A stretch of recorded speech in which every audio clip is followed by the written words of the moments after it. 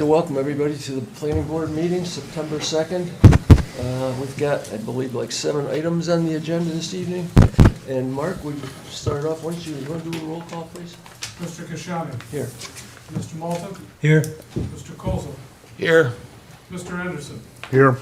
Mrs. Maltman. Here. Mr. Gassick. Here. Ms. Corsi. Here. Mr. Artuso. Here. Mr.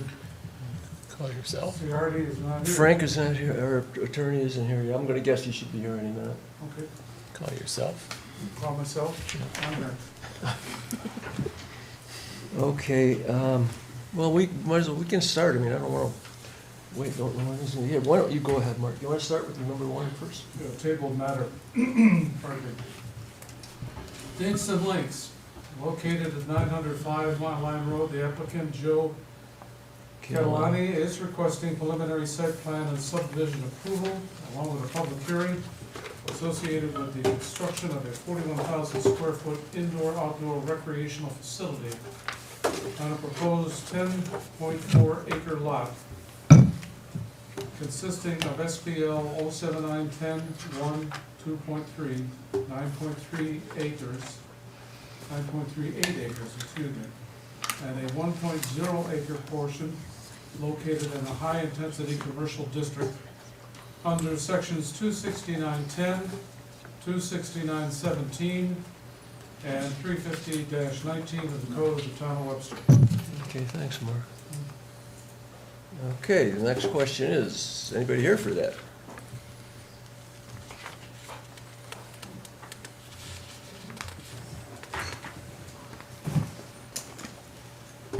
Hi, Joe Catalani here for representing Dinks and Links.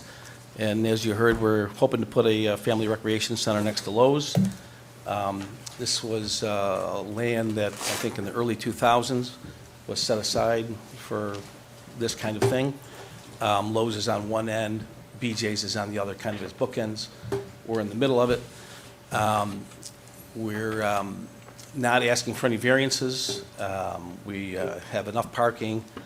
In fact, we are planning on leaving the top quarter, the north end, untouched, and that'll stay green if we can. We have enough room down below to facilitate our parking needs. And that's really about it.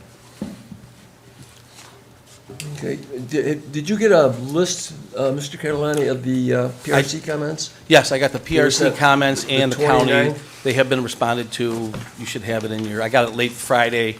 Everybody was off. Yeah, The yeah, engineers Thursday. did respond to it Thursday. today. So Josh and Erica should have a copy, and Keith, of that. And the traffic study came in earlier today, the comments regarding the traffic study as well. So everything's been responded to. Okay, my understanding, if I'm correct, right now, there's issues to deal with the DEC, That is correct. still open on this? I know we did get some letters, you know, that they're opposed to a Save the Woods, and Yeah, that, you know, a little history on that. That land was Brian Hagedorn's grandfather. right? He farmed it for. that land. So that is not an old-growth forest, folks, over there. That's brush trees growing, number one. Number two, that whole parcel from Hard Road over to 5 Mile Line Road does have an approval for this Right. type of building going in there. It's been approved for construction already. What comes in, we don't know. In this case, we have this pickleball court coming in, and we're dealing with that currently. In regard to some of the letters complaining about it and things that I see on the internet. Yeah, I'm not it don't even connected to make the sense internet, so to me, I- some of the questions and answers that people come up with. I don't know where they get their information, but they're 99.5% wrong. That said, this still has some issues to deal with the DEC. What has changed over the past few years, I don't know, but I do know for a fact, this parcel was surveyed and found to have no wetlands on a few years back now, this was. Right, So 23. I don't know if there's new There rules, was, yeah, regulations. there was a I small don't know if piece. there's new rules or regulations that have to be followed, but we have to wait until this stuff is resolved with the DEC. True. Okay? Again, this is a public hearing, so we will open it up. We will end up more than likely tabling this. It won't be a vote on this, but if there is anybody here that wishes to speak, If you do, I ask you to come up to the podium. Not seeing, okay, go ahead.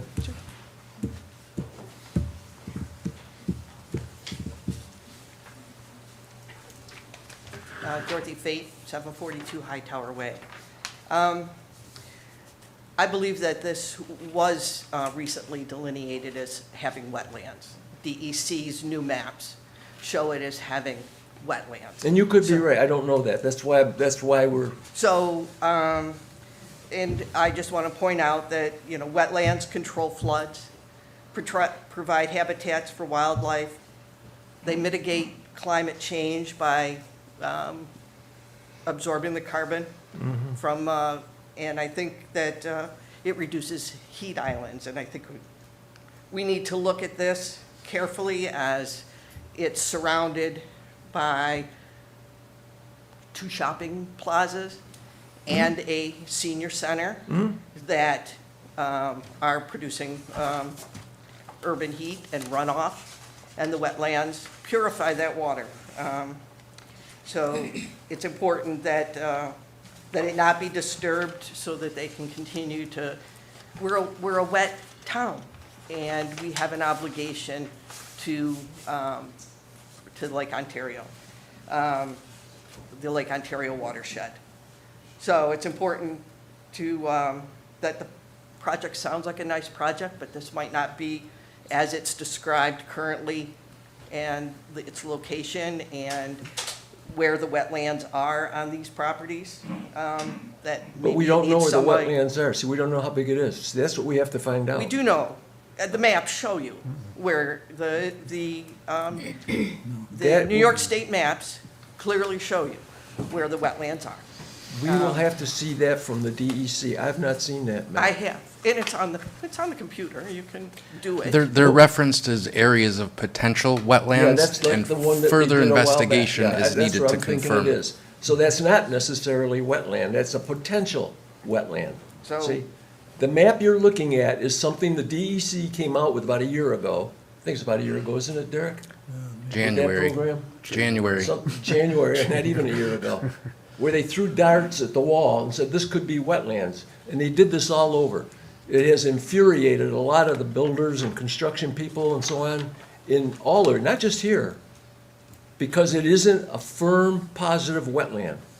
Well, That map I you're drive looking it at does not frequently, and hold water it's- right now. It's wet a lot. I'm sorry?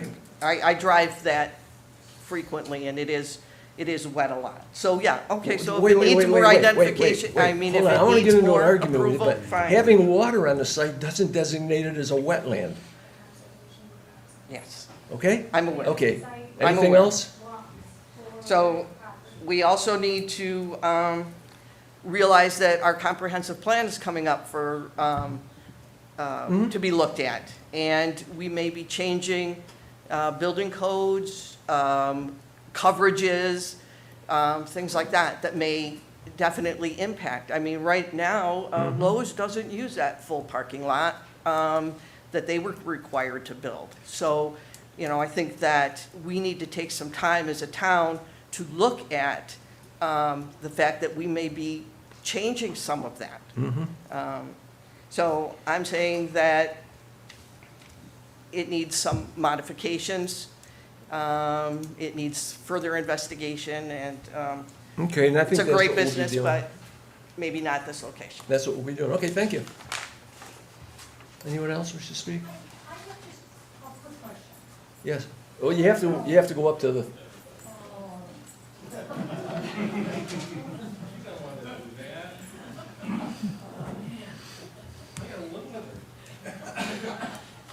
Jane Bashaw, my property is probably the closest want to to give this us your lovely name and little address first? I'm sorry. Bashaw, Your address? 1492 Grand Meadows. Okay. What are they talking Yeah, about? this, We're discussing Dinks and Links, the property between, we're discussing Dinks and Links project, the property in the Lowe's Plaza area. Oh, I'm sorry. Tell me when you get to the, Well, come back again. It's nice talking to you.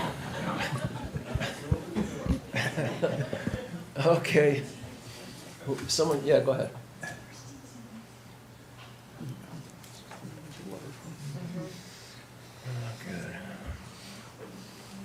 Hello. Diana Davis, 942 Gaywood Lane. Hi. So I'm going to start by saying I like your acknowledgement, and I like Webster's willingness to ensure that the issues with the wetlands, which are indeterminate as of now, and the DEC and the whole permitting process and everything that's pertinent to that with respect to the new regulations is dealt with before any permissions are issued. I think that's great.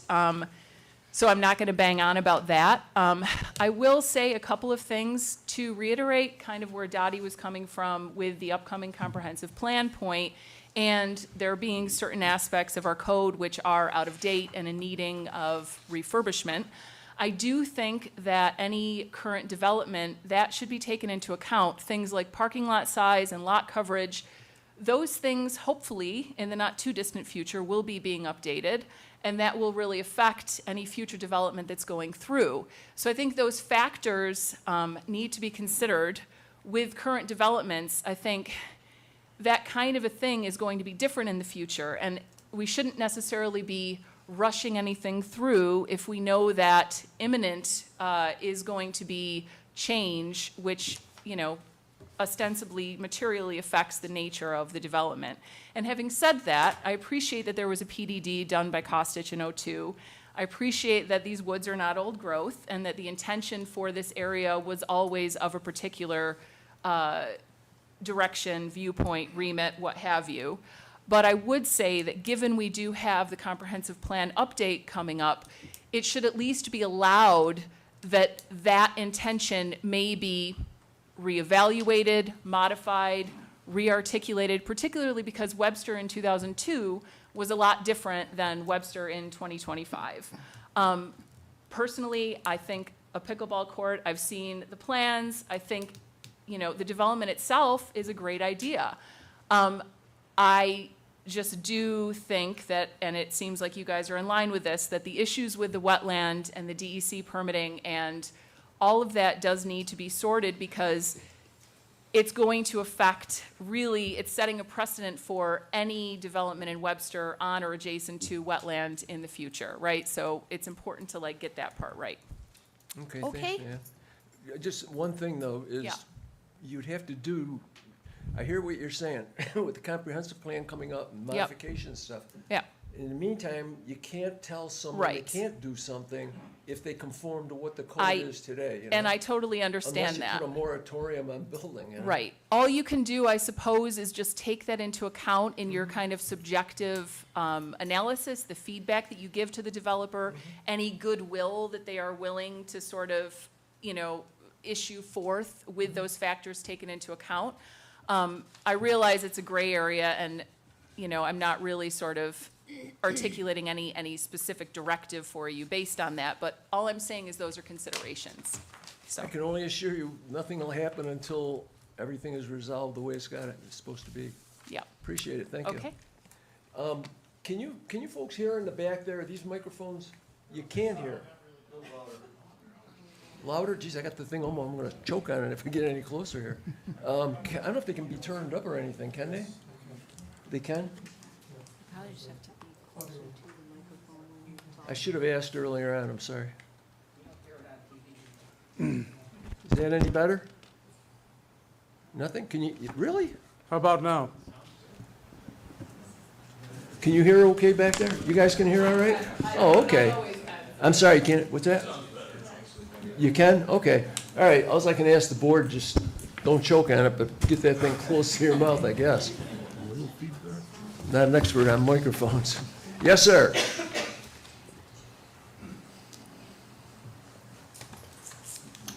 Ron Nesbitt, 1075 Railway Crossing. I would just like to recommend to the board that this area along the 104 in the 2008 comprehensive plan was made high-intensity zone for these type of operations. This is even a low intensity, so the project outside of the question on the wetlands shouldn't have any problem being passed whatsoever. There are people that do not want us to take any more trees down in the town of Webster, but I asked them to go back and look at a map from 1950, where we have more trees today than we had in 1950. And the reason for that is, this was farmland. And the farmland was turned into houses where you all live now. So, we also have 2,915 acres of open space right now in the town of Webster, and a lot of you people do not know where they are. So I'm just saying to the board that this project is a permitted use in this zone outside of the questions that are being brought up about the wetlands, and it should be passed. Thank you. Thank you, Ron. Yeah, I agree with what you're saying. The only thing is there an area there that was wetlands prior to? I don't know. That's why I'd rather table it, make sure we cover all the bases with that. I wouldn't want to move forward with a motion for an approval on it and then have it come back and bite us, that's all. Yes, sir. Chris Bowen, 839 Lake Road. Just thank you, Mr. Chairman and Board, for the opportunity to speak. I'm in support of the project. I think this will be a great facility for the community. Continues to build out the community relations and allowing people to come together and work together. I'm sure the DEC and the CERCs and everything that you're going to have to do to make sure it checks all the boxes are going to come through. So, just Okay, support. thank you. Okay, there, at the last PRC meeting, I don't want to dwell on this. if we're Tony, gonna- there's a guy back there. Oh, yes, sir, go ahead. Come on up.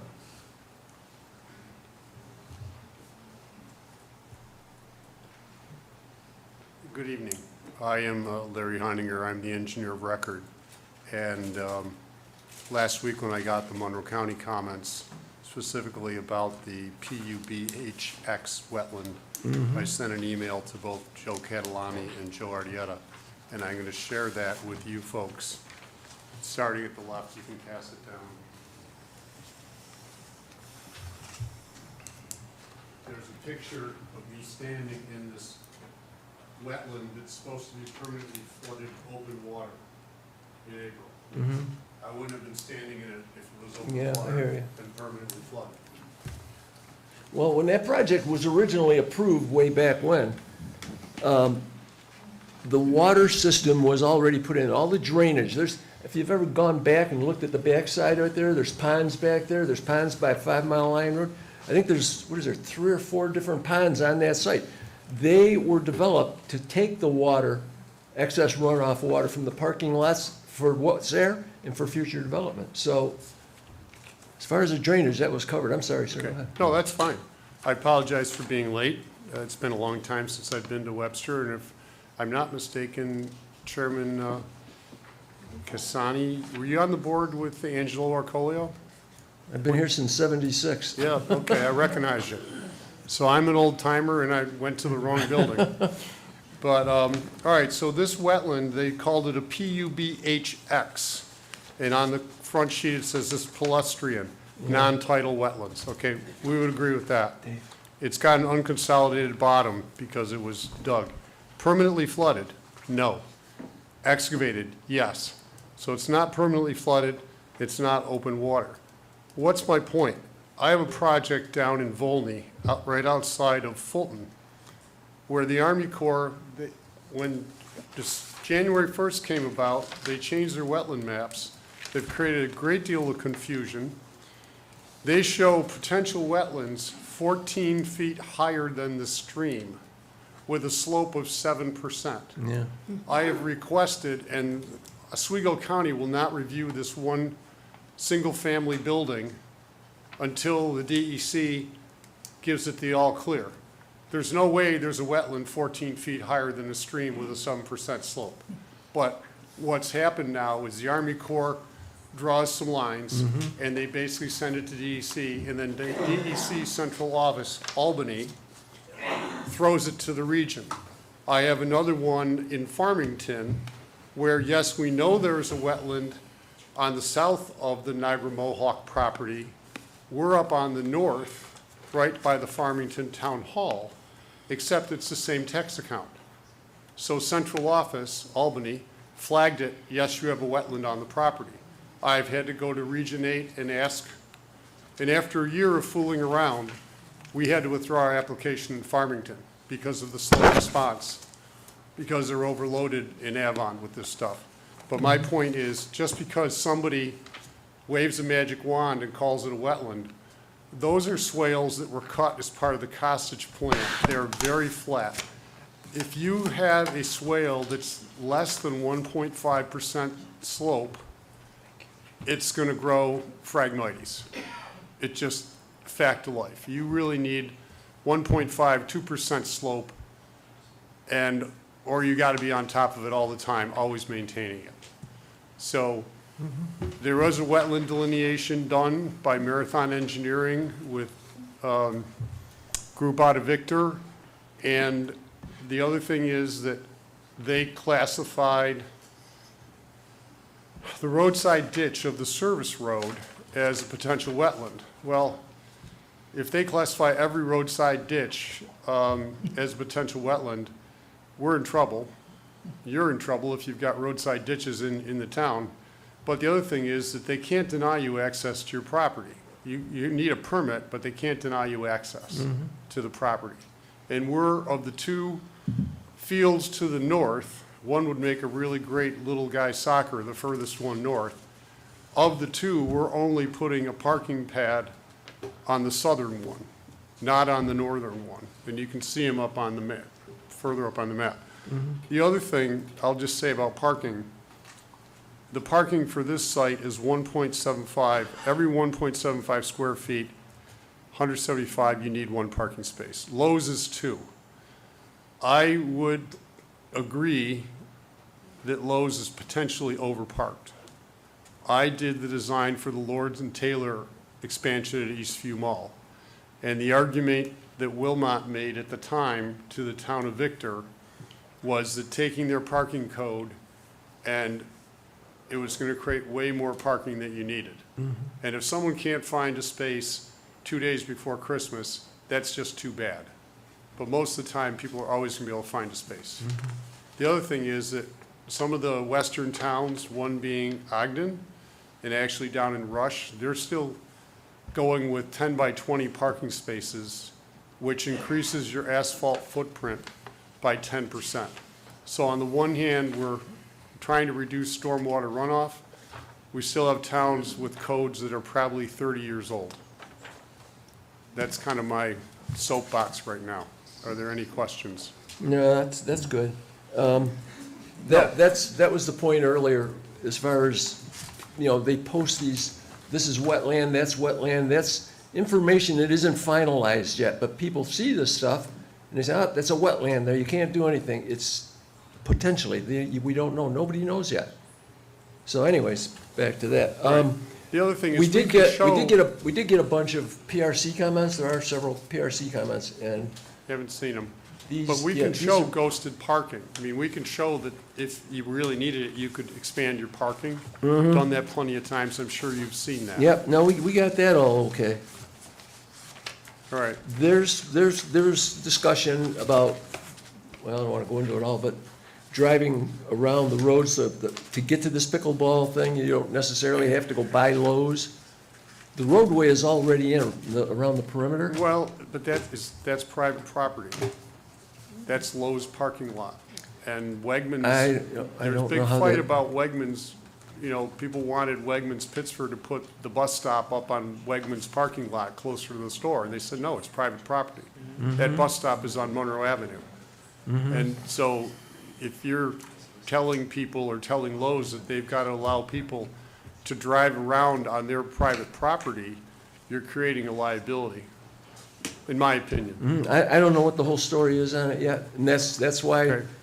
again, that goes back to why we're tabling this. There's comments and concerns that need Okay. to get addressed on here. and- Yeah, I'm just saying, if Hopefully Wegmans they're done says, with we it. have a concern, we're not putting bus stops on our private property, I would think that Lowe's Corp. would have a similar reaction. Okay, thank you. All right? Anybody, any other questions or anything? I do. Go ahead.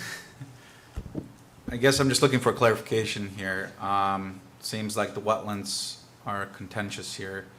When was the most recent wetland delineation completed? So the wetland delineation was done in '23, late in '23. The DEC has that along with the SWIP. We have applied for a permit, for freshwater permit on the site, and we're actively before them for review. That delineation showed no wetland other than a very tiny portion of the most eastern portion of our parking lot up towards the front, and the drainage ditch, which even a gentleman from the DEC said is not classified correctly. But in any event, we've taken the top of that parking lot, a quarter of the site, which under the PDD was supposed to be fully developed. And we decided we didn't need that. You know, we fulfilled the town's parking without having to pave that. And so we left that green, and the thought is if the DEC wants us to replace more wetland there, we'd be happy to do it. We've got a couple acres to do it with. But we are before them for a permit, and that's where we stand now. I don't know if there's ways to further on, you know, getting approvals was subject to a DEC permit or not, or how the process goes. Yeah, that's not really a good way to do that, Mr. Okay. Catalani. However you, So as part of the PDD, the entire facility area, the project area, was delineated? Yes. Both north and south portion? north of and the south, road. east and west, they did all of the properties. And that report was submitted to the town as well? Town has it, yeah. So the base map that is reflected in the application drawings is incorrect, which is showing all the wetlands? The base map, So the survey map that the is survey map that used- shows that wetland that comes into that parking lot just a little bit. Well, right? it's showing a wetland on the north, so to the south of So 104. that's, yeah, right, so that northern wetland is a small dug ditch that is part of this SWIP. When they originally did this PDD, right? They said, we're gonna build all of this retail, right? And where my site is, it was approved for 48,000 square feet of retail. So already we're building 20% less. But in any event, when they did that comprehensive plan, the development district, it went from Lowe's to BJ's, right before BJ's. And so what they say is, they look at that and they say, all right, listen, if these buildings get built, and they put the buildings on, even though they weren't constructed yet, they put the Lowe's on, they put the 48,000 square foot where I am, they put another 48,000 square foot next to me, they put all these restaurants out in the parking lots, which aren't gonna be developed probably. But they said, if this were to occur, now we need to put a stormwater prevention plan in for all of this watershed. And so that top piece of wetland around was a dug basin, and there's inverts in there. All this water eventually goes to 9 Mile Creek, or Shipbuilders Creek, and it all exits there. So when they did this development, they dug that pond out. They dug a pond out up on the northwest side. In the very corner, you'll see a pond there. They dug 2 ponds right at the entrance to Lowe's. They dug a pond behind us, and they dug a pond on the western side. All those were there to mitigate rainfall in the SWIP. Now, it's 20 years later, and so now what's happened is, over the years, some of those regulations have gotten a little bit more stringent. So now we have to live with the original SWIP and all the benefits, all those ponds, and that one pond becomes a wetland now. Correct. Okay? We can live with that, the benefits of it, but the additional incremental changes that are now today's standard, we have to meet. And we should be able to meet them very easily. We're 20% less watershed just on our building alone. But we have the SWIP before the DEC. The DEC is the one that, you know, okays the design, and the town is the enforcement end of it. Make sure that it's done right. So in '23. The delineation was done. Was it determined to be a federal or a state wetland? State. State wetland, so State. DEC. State. And now they're all kind of the same. I think the federal has given their jurisdiction over to the state. Okay, so I saw that, for example, as part of the RPZ that's being proposed, you're grading into the wetland, and you're filling it on the north side. Well, there's a comment there as to how we're going to get around that, yeah. So that's a very small portion. That'll be something that'll be handled with the DEC. Okay. So you are proposing to have some wetland impacts currently that are delineated as state wetlands, and you're coordinating with the DEC Yes. for that? Yes. impact. Yep. That'll all be through a freshwater permit. Is the south, so south of Lowe's, southeast, it's referred to as a pond in some of the drawings, but it's indicated on the plans as wetland also. Is that a pond or is that delineated wetland on the south side? It's a 4-foot tube underneath Lowe's parking lot. It's a storage facility in itself on the, you're talking about the very south end of Lowe's, where it shows, So it's on a proposed property, south of the concrete pad, so going east, that whole area there where oh, that's a pond, there's an actual retention pond there. there's an actual pond Yeah. there, okay. Which is empty, of course, it's Yeah. totally dry, but it's there. That was built when they did the overall development. That was one of those ponds that was dug. Okay. I think most of my questions that I have here remaining would be engineering related, so maybe I'll send those to our engineering department specifically, some additional details I would like to see on the Sure. plan set. Anything from dumpster enclosures, what are you proposing for that? Mhm. All the proposed external, like the volleyball court details, pickleball details, bocce ball details. You're proposing a mini golf, but there's no grading indicated for that area. So, you Yeah. know, what's going on with Yeah, I that? think we had talked before in concept, you had concerns about handicap parking, we put some of I that saw over that on to the the side. west, Yep, yep. yep, yep. Raised pedestrian crosswalk with an actual detail indicating what kind of crosswalk will be proposed there. I did have a question, this might be more engineering related. You're showing infiltration basins as one of the stormwater practice. Were infiltration perk tests performed in those areas? Yeah, yes, they were, and they're in the updated SWIP. Okay, all right. And it's Alton soil, which is a Class A soil. I saw the detail is calling it out as a 1.5 foot wide, but the drawings are indicating it anywhere from 4.5 feet to 15-foot wide infiltration. We'll fix it. Okay, all right. Couple of erosion sediment details are missing, check dam, silt fence, inlet protection, those kinds of things, construction entrance. I also saw there's a stormwater pipe that's over 300 feet long. I was wondering if there should be a manhole there. It's one that's in the parking lot going east to west. And then I didn't see any RPZ details or anything with regards to those connections. Let me address the RPZ meter. The water main is at the north end in a 15-foot easement adjacent to the DOT right-of-way. That's where water is on the property. There's no other water. If you drive around the perimeter of Lowe's, you will see their RPZ meter. It's the same detail. They have a pipe to carry the swale. They've got to go up and over, maintain frost protection. We're going to have to do the same thing, and I located it. I asked Joe, I said, where's your mechanical room? And he told me it's to the east side of the main door. So I drew a straight line north, and we'll have to get a permit to cross that swale. Yeah, I was also just how are you looking to And we're just over access the 500 RPZ? feet, so we can't put the meter in the building. Yeah, are you accessing the RPZ from 104 there, or how are you accessing the RPZ for maintenance? It'll be in a hot box. How are you accessing it? It's going to be a land bridge. You're From going to land- have to, Okay, all you're right, going I see.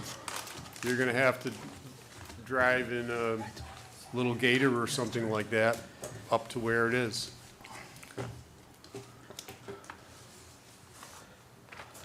When did they get these here, the date on them is August 29th, Josh, the PRC comments?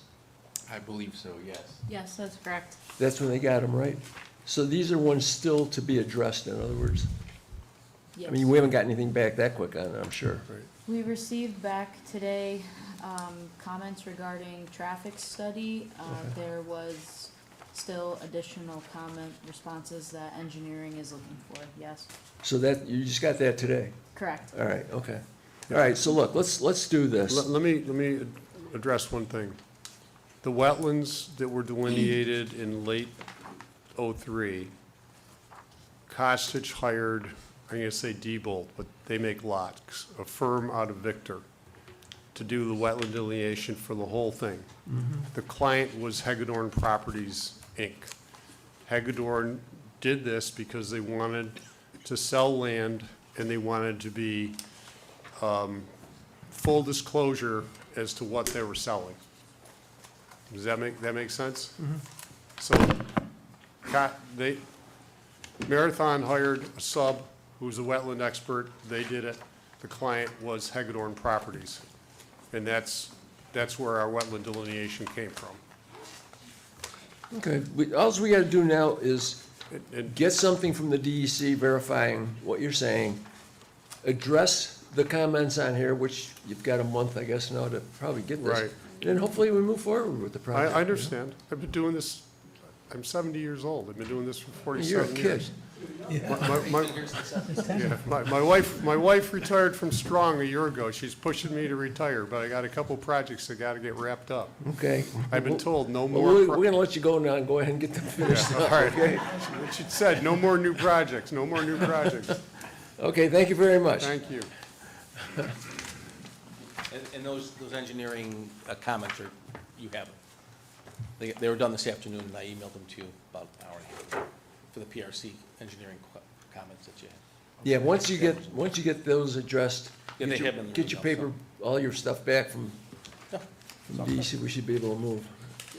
Again, it's a public hearing, this meeting. In the case of this, there is interest from people. We won't close the public hearing. We'll leave it open. Is that okay with you guys? Yeah. We'll leave it open. So it's not closed, so the next meeting, if something new comes up, you want to address something, you'll be able to do this, okay? Fair enough?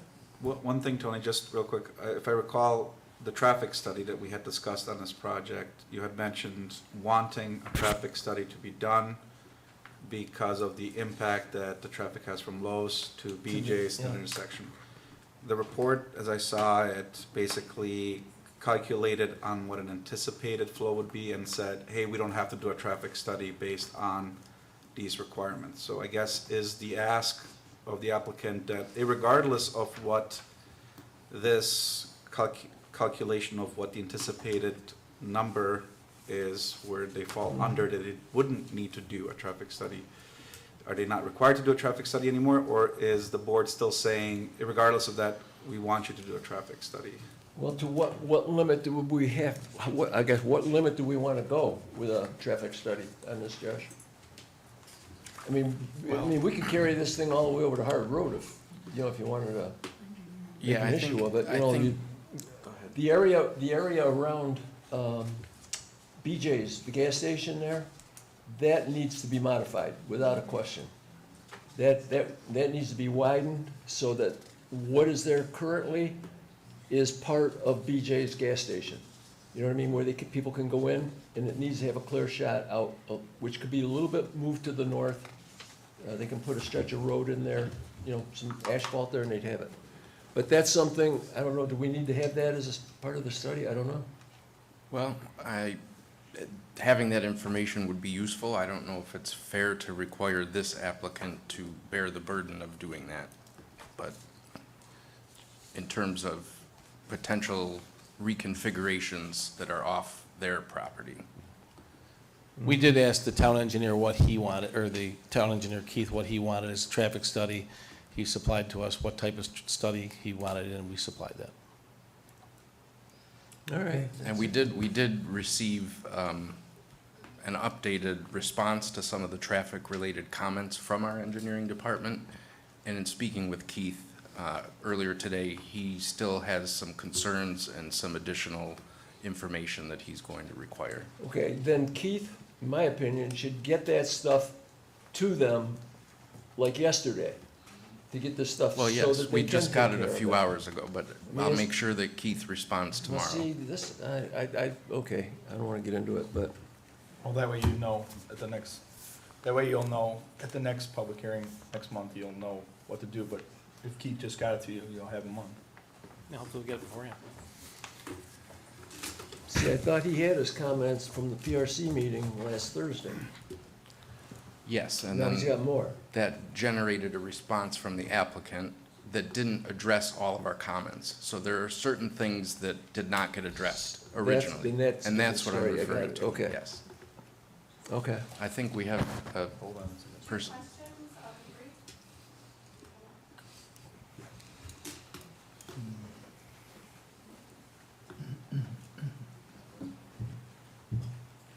Charlotte Kabili, 651 Cumberland Way. My two questions is if this is tabled for consideration. One is to understand the users of this new facility. If it's young, can we consider as a part of a traffic study, which is pending, bicycling? And I see kids that are crossing over 104 with their helmets on a bike. Could we think about lessening traffic, increasing bike flow, and then lessening just the need for parking spaces, making this really more inclusive of ages across the community? And the second question is, can we consider the Conservation Board's recommendations, site walkthrough, again, coming into this next meeting, will there be a Conservation Board representative as a part of the next discussion? I would love to see that, so that that is weighted as well as the DEC determination. Those are my We could do questions. that. That'd be great. Thank you. Okay. I'll make a note of that. We have somebody from Conservation Board. All right, anybody, any other questions? I think at this point, we probably should table this thing, get the required information that's requested, and plan on coming in next month with it and hopefully move forward. Thank you. Okay? Does that work good? So you want to make a motion, John, table it? Yeah, I'll make a motion to table the, what is it here? Dinks and Links, Dinks and Links, what is our next meeting? What's today, the, October 7th. to October 7th? Okay, have a motion, need a second? Second. All in favor? Aye. Aye, okay, we're good. All right, we're all set with that one for tonight. All right, what's the next one we got on? You want to do the next one, Mark? Yeah. Next on the agenda, Webster Solar Garden LLC, located at 750 Phillips Road. The applicant, Katie Socia of Montanenti Solar, is requesting sketch plan review associated with a 6.63 MW, I think that's solar, spelled wrong, generation facility across 20 acres of a 120-acre lot owned by the Xerox Corporation, located in an IN district, industrial district, under sections 269-5 and 350-22 of the Code of the Town of Webster. Yes, ma'am. Hi, members of the Town Planning Board and members of the Town of Webster. Thank you guys for having me here today. My name is Katie Socia. I'm the Director of Project Development representing Montante Solar.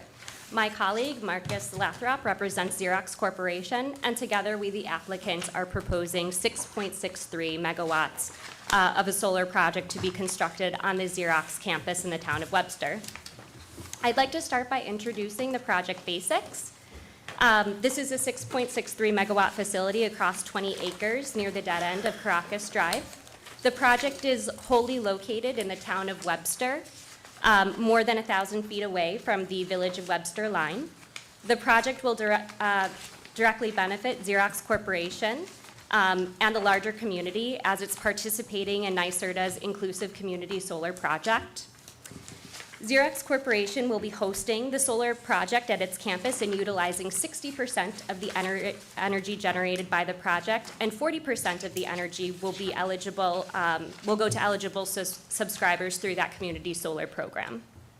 The parcel is zoned industrial. RG&E has already reviewed and approved the project. And the project, we believe, is currently designed as in compliance with the Town of Webster zoning code and are asking for no variances. The project background. Montante Solar is a full-service developer and installer of large-scale and industrial commercial solar systems established in 2009 by two brothers located in Buffalo, New York. Montante Solar is still a family-owned business. And the projects we have completed range from 100 kilowatt rooftop commercial projects to over 13 megawatts on a landfill constructed in Niagara Falls, New York. Montante has received a NYSERDA's Quality Installer designation, is NABCEP certified, and is one of the only installers in New York State to have a Department of Labor approved apprenticeship program. Haley and Aldrich is our professional services is a professional services consulting firm, and it was founded in 1957, providing geotechnical, environmental, and management consulting services across the United States. Haley and Aldrich has been consulting at the Xerox Webster campus since the early 1990s.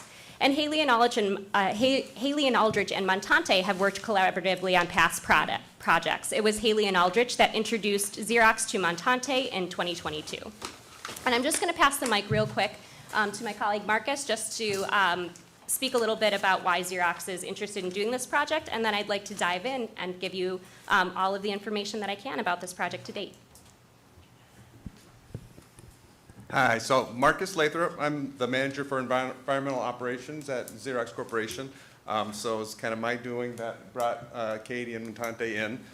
So as you know, Xerox is evolving beyond our legacy in print technology to become a broader provider of software and services. But with that change, we still remain deeply committed to our legacy of corporate social responsibility. As part of our commitment, we recognize the importance of addressing climate change. And so we have a roadmap to net zero. I don't know if you've seen it on our website, but it's how we're going to get to net zero by 2040. There are 3 pillars there: energy efficiency and process improvements, circular economy and low carbon design of our products, and then the 3rd pillar, which this project falls under, is carbon compensation and neutralization. So the benefits that we see in the solar project, first, zero carbon electricity generation, that this will produce clean, renewable energy. Optimal land use. The location on our campus where this is being placed includes a solid waste landfill, so it makes this project kind of one of the more beneficial uses for this part of our property. It's a community solar project, so this initiative allows the community to subscribe and benefit from the project as well, getting access to renewable energy, as well as support for our state initiatives in the New York State Climate Leadership and Community Protection Act. So kind of my closing, invite the community to join us in this endeavor to create a sustainable future. So, thank you. Thanks, Marcus. If we go into the next slide, I have some background on the environmental due diligence that was completed for this project. The project had a full wetland delineation completed, and we have heard back from both the Army Corps of Engineers and DEC. No jurisdictional wetlands on site for either.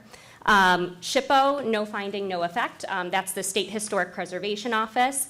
And then DEC was also notified separately, a different department, because this is on a landfill. And so an NOI was already submitted. The 90-day period has passed with no comment.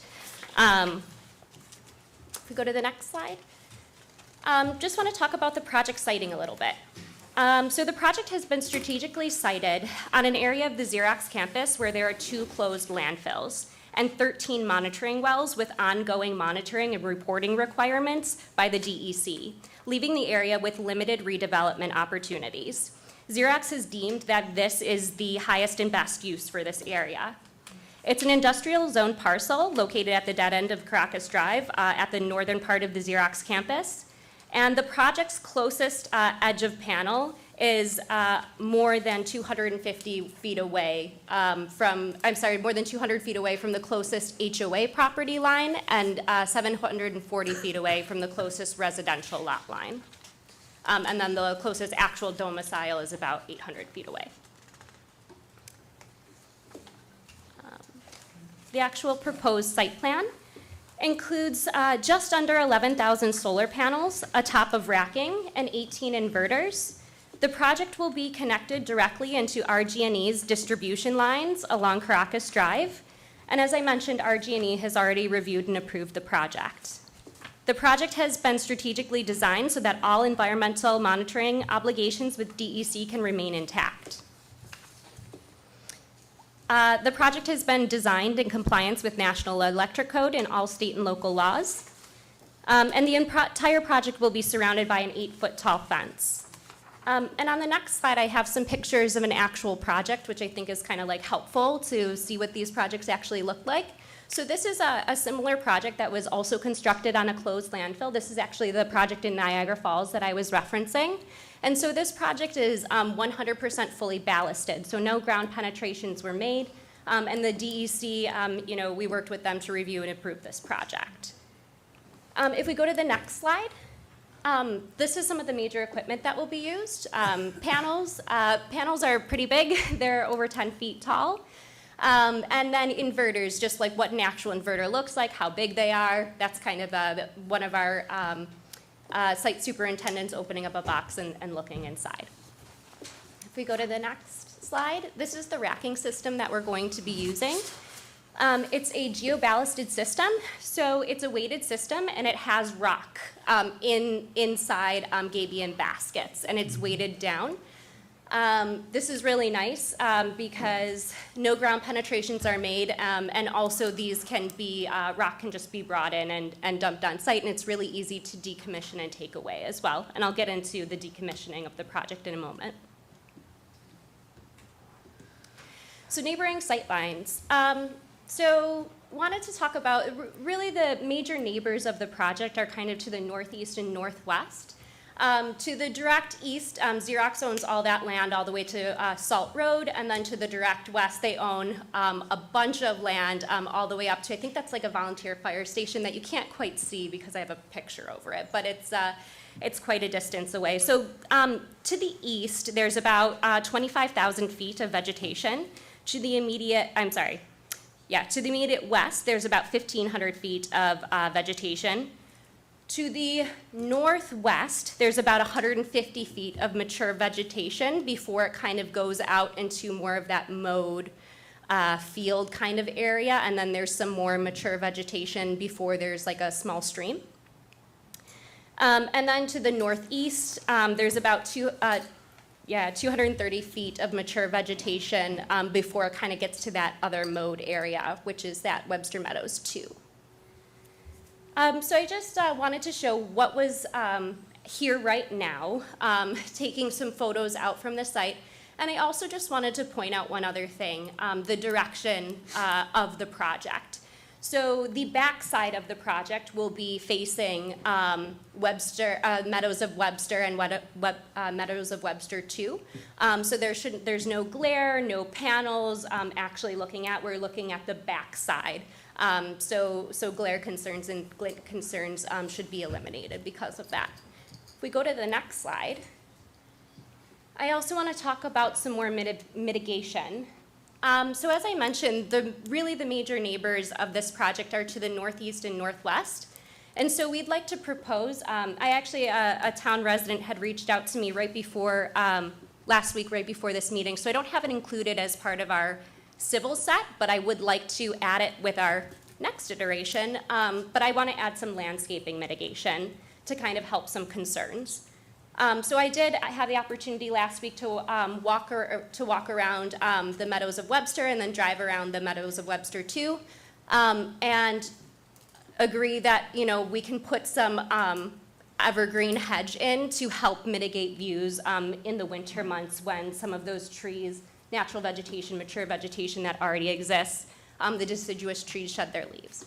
So putting some coniferous trees in place will also help mitigate view sheds all year round. I would like to point out that the racking at the tallest point, the backside, is about 15 feet tall.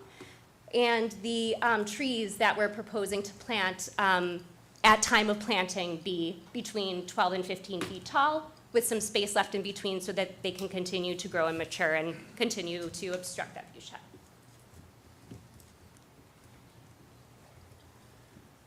We could go to the next slide. Okay, so the operations plan. So the only way that this project actually makes money is if the project is up and running.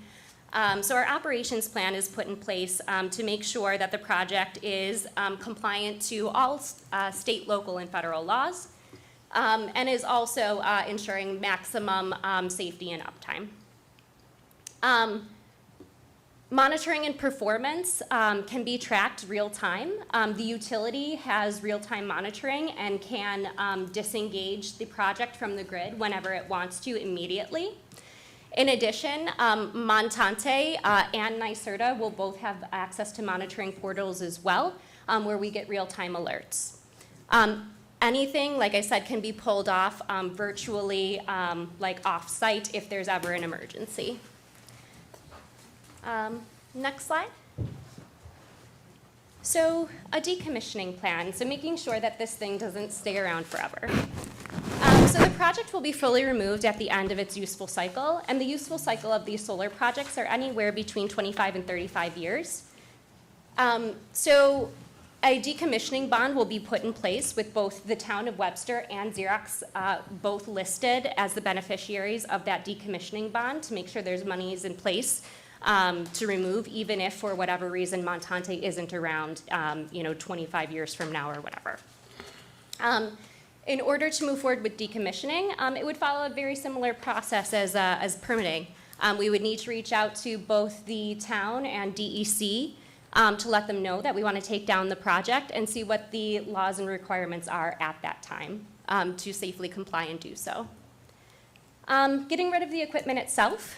Panels will be recycled at a licensed facility. All other equipment that has value will also try to be recycled. A lot of that racking has steel and things like that that has reusable value. And all other materials will be disposed of at a CNI facility or as otherwise deemed by the town and or DEC at the time. I talked a lot. I'm a little out of breath, but I'm happy to answer any questions, and I'd also love to hear from the community as well. Thank you so much. On your environmental assessment form, number 7, you have marked as no, is that correct? Number 7, it reads, is the site of the proposed action located in or does it adjoin a state-listed critical environmental area? You have no? I don't think it, I guess from, I think that there's a separate question on there towards the end that has about landfills, which is. Talking that one. I apologize, I don't have the seeker in front of me right now. I don't know if you got it. Derek, that's your field. Number 7. There's a question about critical environmental areas. Yeah. It's marked no, does it matter? There isn't any. There isn't? In this particular area. Not, okay. What is different, and I think it's something that we really need to find out about, is that it's not just a landfill. It was a DEC listed inactive or hazardous waste site. Correct. And the Xerox property, which is an active record facility. Correct. And then the record of decision actually had the thing classified as a code 2 parcel, which meant that it was a threat to human health and environment. So therefore you have this asphalt cap over part of the landfill cover. The landfill, what I did notice from the original decision, the drawings are attached in here, is actually shown on your drawings at a different location than the study was done back in the day. At some point, the landfill was classified as a code 4, which meant it needed continuous monitoring. And my understanding is that that's supposed to go on for the next 30 years. Even though you're using ballasted things, you are still building on top of a hazardous waste site, and there are deed restrictions on this property. We are aware of those because of the transfer of all the property for those developments just out to the north. And there still are deed restrictions on those properties that require, at least on the neighboring parcel, a portion of the landfills to be, or the wetlands and wooded areas to be maintained as green space with no development. And that direction came from DEC. I don't see any of that stuff addressed in your application. There are deed restrictions on it. It's something that we need to see to verify that those are still in place. Okay. And what they actually entail. You know, Yeah, some I'll of talk the to wording, the there state team there was to- semantics about that in the past on the previous product. Find out what the deed restrictions are and really find out from DEC. Your simple comment that you sent it to DEC and they didn't respond in 90 days doesn't really hold water for this particular property. I called the director, the person who was supposed to be the manager for this application. There is no longer an email address that works, and her phone number is directed to a different person. So I believe that person has left DEC in Albany. Your application, her name was Debbie Gordell.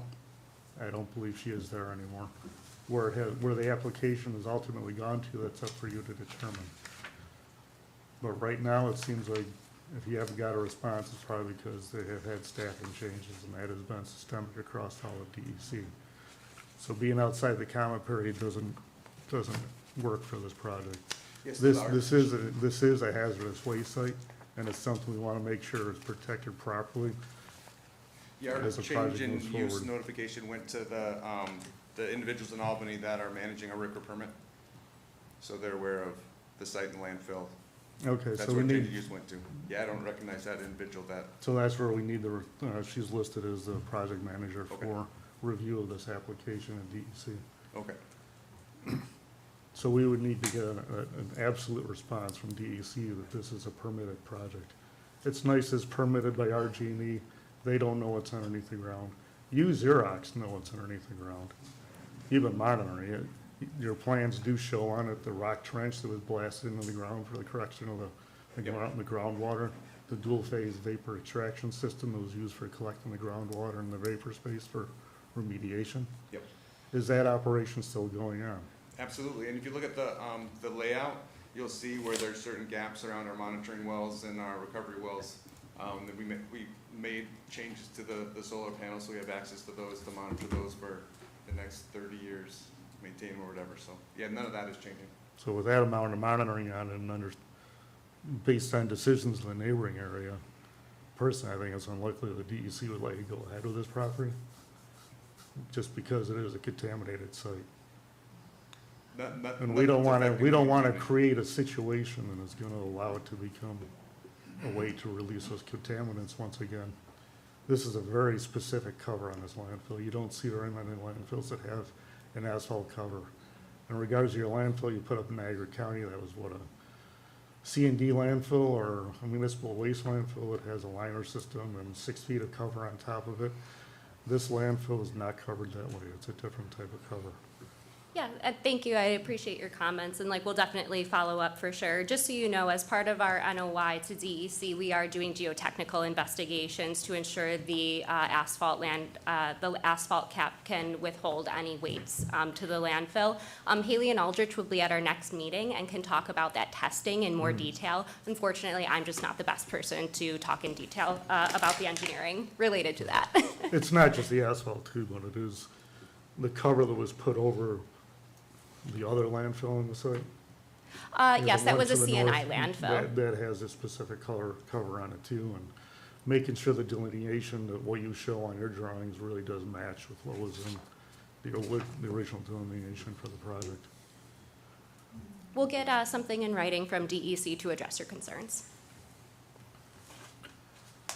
One thing I just want to note in kind of what was there kind of mentioned, your fence system is not a ballasted fence system, and so the posts are going to be driving through the caps that are on site. So there's existing fencing already on site, specifically around the asphalt cap that will remain in place, and then we're going to be adding on around that.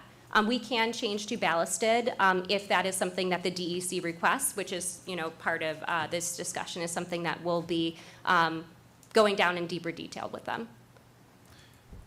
Yeah, I mean, if you, can you just jump back to the drawings that they had? You've identified the areas as landfill, but then you're also showing fencing going through that area, and the fencing detail is a typical fence that's going to be probably protruded 4 feet into the ground past the cap, impacting the cap. So it's something that should be also reviewed. Because right now, the proposed fencing throughout the whole site, if the landfill and the environmental sensitive areas are not just limited to the areas that are currently shown in these drawings, you're impacting those environmental areas all throughout the site with your fencing. We can definitely do ballasted. It's something we're comfortable with. It's not foreign to us. We've done it before on other landfills in the past. We're happy to do it here as well. Okay, just give us documentation to that then when you come in. Yeah, Again, I'll update the You're just in here for drawings. sketch plan tonight anyway, so. Yeah. You're doing string inverters? Correct. Is it string inverters in a central location or string Correct. inverters? Okay, String inverters in a central location right by the access road. okay. So it's fire access Yep. with the road. Is the road HS20 load rated proposed? sorry? Is the road HS20 load rated for fire Correct, truck? for fire trucks, yep. Okay, I might want to recommend a turnaround area there for a Okay. fire truck. Where would you like to see it? Usually like a K turnaround area at the end so that a fire truck, if it were to pull in, can turn around and leave again. Actually, the fire department would probably come up with something. They are tuned right into anything like that, so they'll give you some feedback too, I'm sure. That'd be great. Yeah, we would like to have a comment rather than just like proposing something. Yeah. So, Is there gonna be a knock box at the gate so that the fire department can access? yes, and there'll be training as well. I forgot to mention that as part of my operations program. There'll be training to the fire department as well as part of this project. Will there be annual trainings after that first training for any new staff members at the fire department or upon request by the fire department? We could do it upon request for sure, every time there's like turnover or something.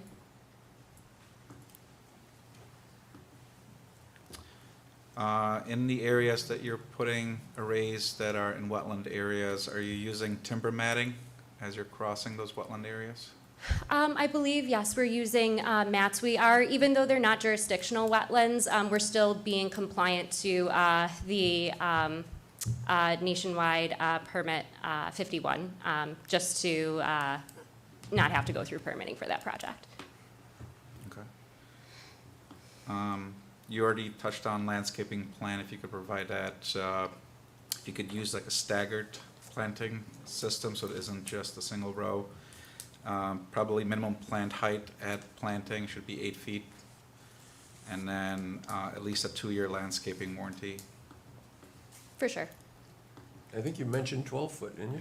Yeah, we were actually going to do 12 to 15 feet, just Okay. because that's about the height I of the didn't know back if of the that was racking. the spacing that you were proposing. Yeah, sorry, or 10 the- foot on center spacing, just so they can grow healthy over the years and not like choke each other out.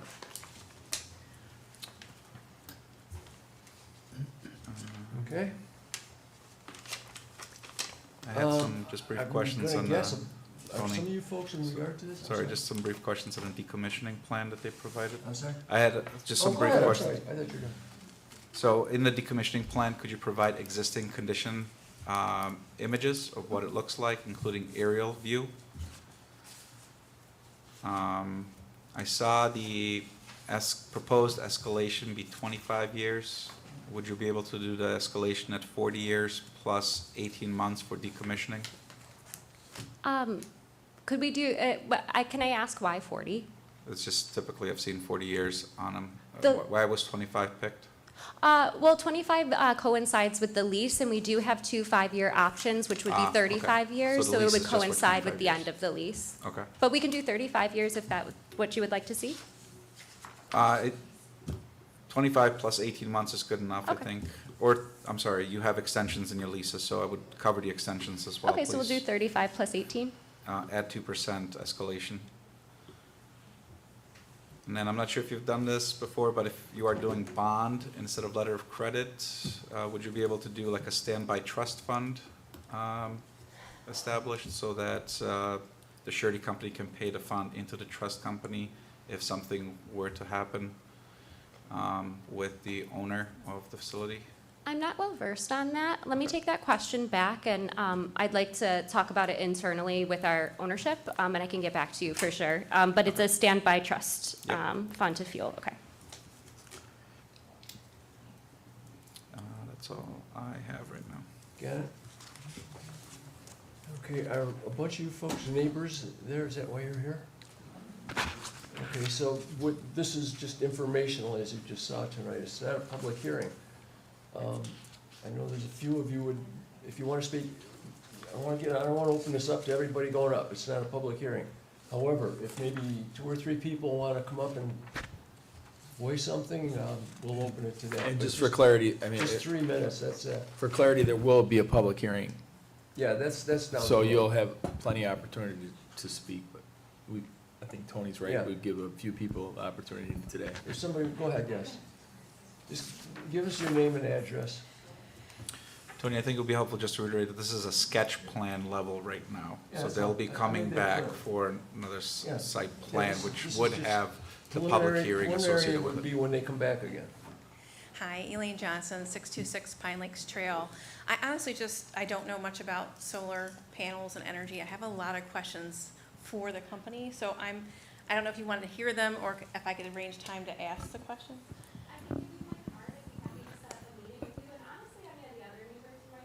We can't hear you, number one. And number two, you need to address the board, not the applicant, that you can ask the question. Okay. Then I she have can a get lot up of and them. respond if we've got time. All right. And if you have any direct questions to the developers, I could just ask them they separately.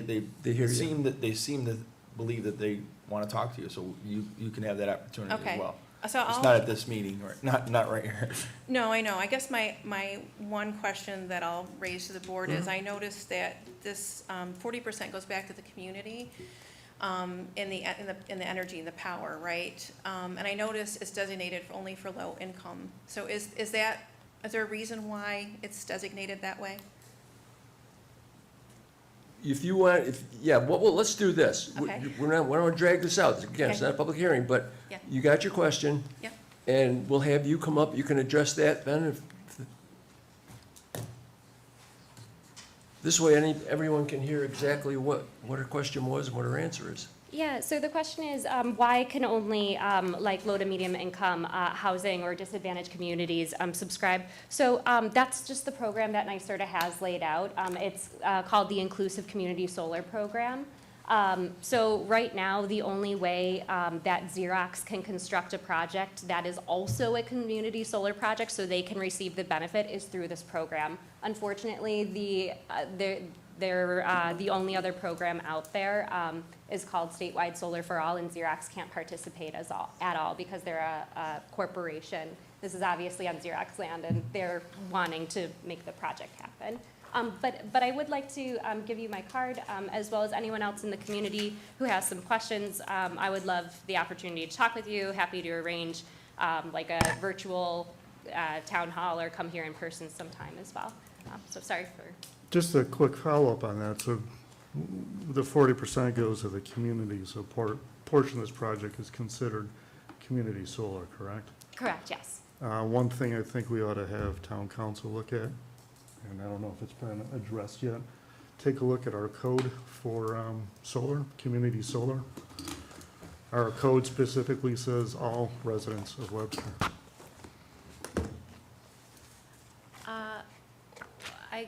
I don't recall seeing There- that in the town code. It's a model code, and when it was adopted, it has the word all for who benefits from the electrical.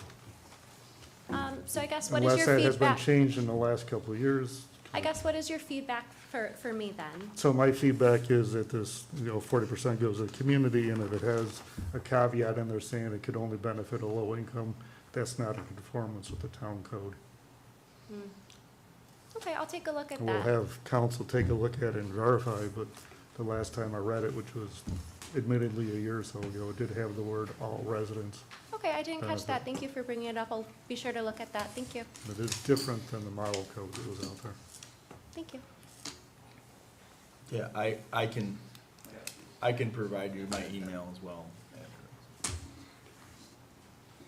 Hello, I'm Thomas Fitzsimmons, 1484 Grand Meadows Way. I have a few comments and concerns. I don't need answers to everything right now. I just want to get them out there so other people can maybe join in and understand where I'm coming from. The first thing was, when we saw the first maps of where this was going, it's in a wooded area. So you're going to cut down a bunch of trees to put up solar panels. And if it's benefiting, I didn't know who was benefiting originally, so now I'm not benefiting Xerox. They're paying for it, it sounds like, and that they're going to get 60%. They've got a ton of open land where they could just put solar panels in without having to cut trees and woods down. Yeah. So it's just a concern is why was that considered or was it not, and why, I don't understand, I didn't know it was a landfill. So, but it's a wooded area, and why cut, it's the wildlife and the trees is what I was concerned about. That was my first comment. The other was, there's in the plan document that I read yesterday or the day before, there's a lot of comments on if they hit contamination, the equipment will be decontaminated and all that. So I'm wondering, is this normal language in these things where they're gonna build these properties or do this kind of work?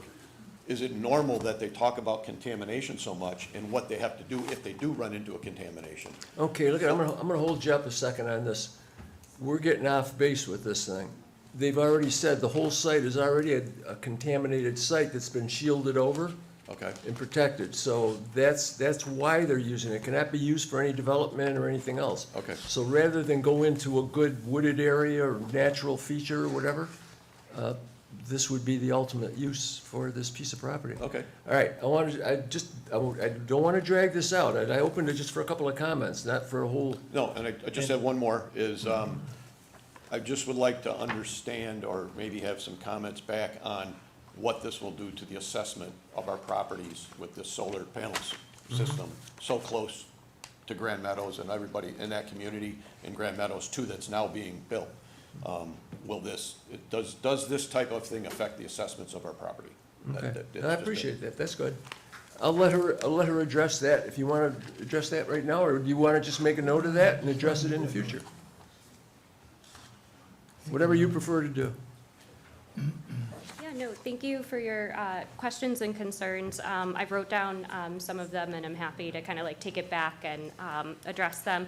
Regarding the assessment, I'd like to have a land use attorney answer that question. I just don't think I'm the best person to answer that for you, so I apologize. But like I said, this is just a sketch plan meeting. At our next meeting, our full team will be here, which will include our engineers and our legal counsel as well, which can help address some of those questions that I can't answer. Yeah, thank you. Okay, all right. And you had yours answered. All right, one more, that's going to be it. Frank Bashaw, 1492 Grand Meadows Way. Tom brought up a good point, and I'm just going to reiterate it. We could flip that map onto pavement. I don't know if, this would be from Marcus, so I don't expect an answer right now, but it's, why couldn't we flip property and go right off a paved area that's not in use? I don't know. But that's something that'd be interesting to know. I do have a map. We're probably the closest property to where the panels will be. So obviously I have a concern with that. And I have not only the map that was in the display, but I have a picture from the back of our property. I know you can't see it. From the back of our property, which faces south-southeast. And my question is, what would I see if this comes up? I talked to Katie earlier, but my big concern is, what am I going to see, especially during the winter when deciduous trees lose their leaves? What is expected? I believe And they know you talked about, having, I guess they pruning talked trees. about putting 12-foot pine trees in there, 10 feet apart. Yeah, yeah. Number I'm- one. I'm Number interested- two, yeah, you have I'm to look at the interested in that. positive side of this too. Yeah. That being Xerox's property, you could have had a 5-story Absolutely. building there. Yeah. In lieu of that, this Yeah. is, to me, a whole lot more Yeah, acceptable. And I realize that this property is owned by Xerox, so the whole discussion is kind of moot. Yeah. But, I just wanted to bring up the comment to see if I get some answer for it. That's all. Okay, appreciate it, thank you. And everybody, don't forget, we will have the opportunity at the public hearing as well to have more comments and questions. So I can just do a quick answer. So for the Xerox perspective, worked with our real estate team, and we looked at the whole campus, trying to find the best location. There's the Reimagine Webster program between the Village of Webster and the Town of Webster that's going on. So there's some ideas for some of the other property and how that could benefit Webster. So when we were looking at the whole thing from a 30,000-foot view, we said, okay, what's going to be the one area where we could do this where it wouldn't impact some of the potential growth opportunities here, and so that's why we selected landfill. Okay, thank you. All right, anybody else? Yeah? No. Just curious, does this qualify for a brownfield project with NYSERDA, or no, with it being a contaminated site? We did reach out to NYSERDA and confirmed that it would be a brownfield project. Is that the program that you're applying through? So there's been a lot of changes with the NYSERDA program. I don't know how closely you've been following it, but just at the beginning of summer. So right now, I believe we would be applying through the Inclusive Community Solar Program, and it would be a brownfield adder. Okay.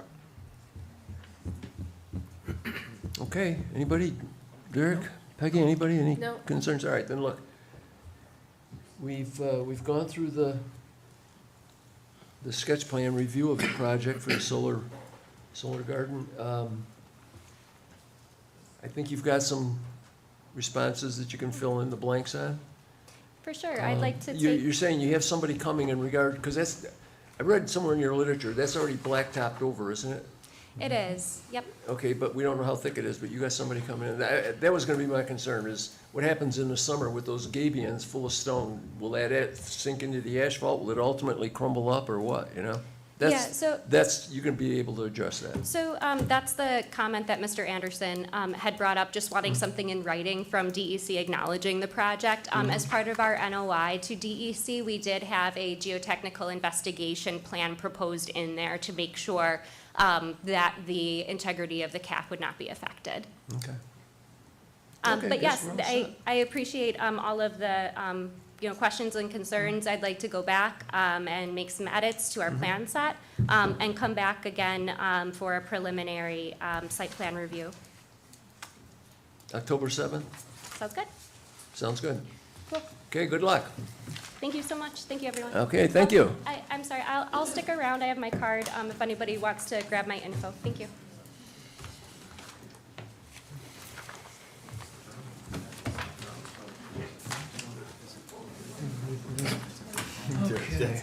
It's a stretch on the introduction, but I get what you're saying. Next item on the agenda, pole barn located at 895 County Line Road.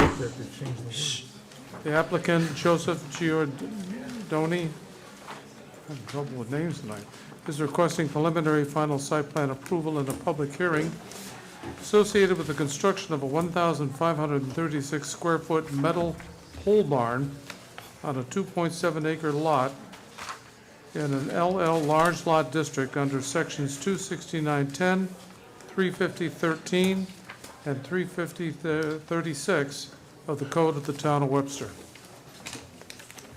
Good evening. Thank you for having us. I would say that my feelings are somewhat hurt that everyone's left. Excuse me, just a minute. Okay, good, somebody closes the door, thanks. Go ahead, I'm sorry. I'm here, Damian Costanza. I'm an attorney. I'm here as purely almost in an advisory capacity for Mr. Giorgione, who I've known for 25 years. Mr. Giorgione suffered a bout with the COVID virus in which he almost lost his life.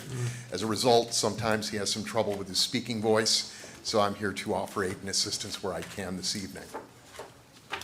This is an application for a pole barn on Mr. Giorgione's residential property. The pole barn is 32 by 48. It will be composed of 28 gauge metal. There is a 65-foot setback from the rear property line that we have put into the plan, knowing what the setback should be. We've got ourselves a little bit of grace room there. It will have no floor other than crushed stone floor. There will be no electricity. There will be no plumbing. There will be no water to the facility. It'll primarily just be used for storage. This is primarily as a result of the fact that Mr. Giorgione lost his father recently. Mr. Giorgione's father was a mason for all of his life. As a result, there are some things that came into Joe's possession.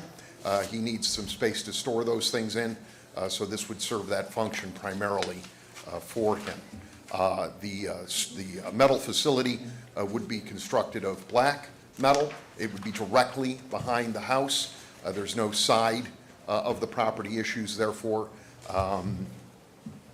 As you know, the size of the facility, and it is a post and beam barn. The trusses are not being homemade. They have been ordered. They are professionally made trusses for the structure. Mr. Giorgione has lived at this address for, I believe, just over 20 years. As a result of his bout with COVID, he is now having thoughts that he will be spending more time at home. Therefore, this is an attempt, I think, to have more use of his property, and as he will be spending more time there in the relatively near future. He also owns a couple of rental properties. Sometimes there are things that need to be stored. This would allow a place for those things to be stored, like washing machines or things like that. I have a question. I'm looking at a copy of the proposed barn. You say there's no electric going into the barn? That's correct. The two wide doors, I don't know, are they, Speak closer to the mic, if I get any closer, I'm gonna start chewing on it. There's two large, looks like doors, garage doors. Are they going to be operated manually? Yes. Okay. Anybody, any Did everybody hear that? questions? Okay.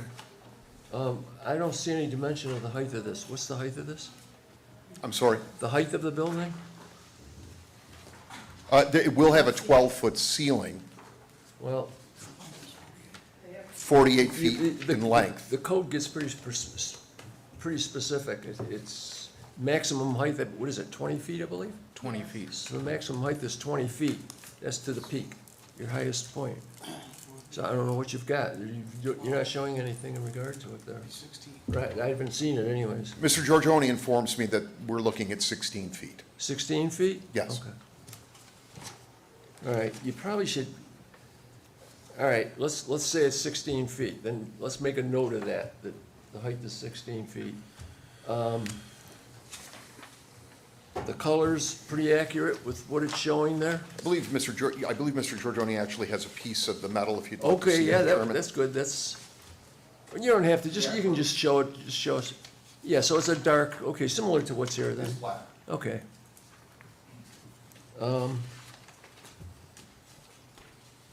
There's no variances required for this? None. Okay. All right, anybody, any questions or concerns? This whole bar and falls within the requirements of the height? No, it's a public hearing.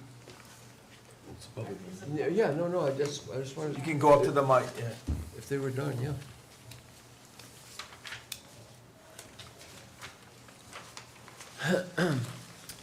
We are Peter and Deb Speck-Score. We live at 899 County Line Road, which is directly behind this. Our concerns are that, first of all, he has not indicated where he's going to build this. So there's no site plan. Where are you going to build it? Where on the lot? Well, he's showing it on the map here where it's going. Where? Point to it.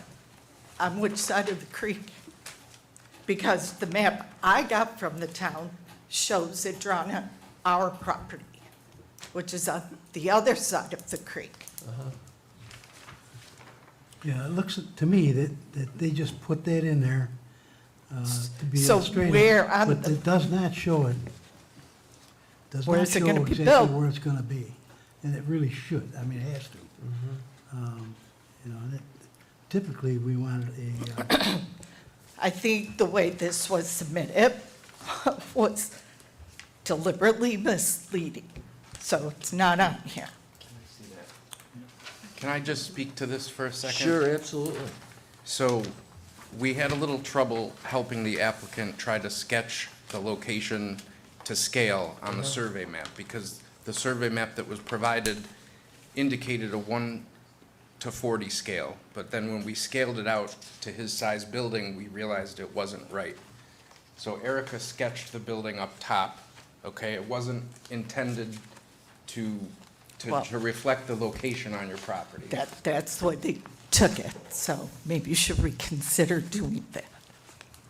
Okay, why don't we do this?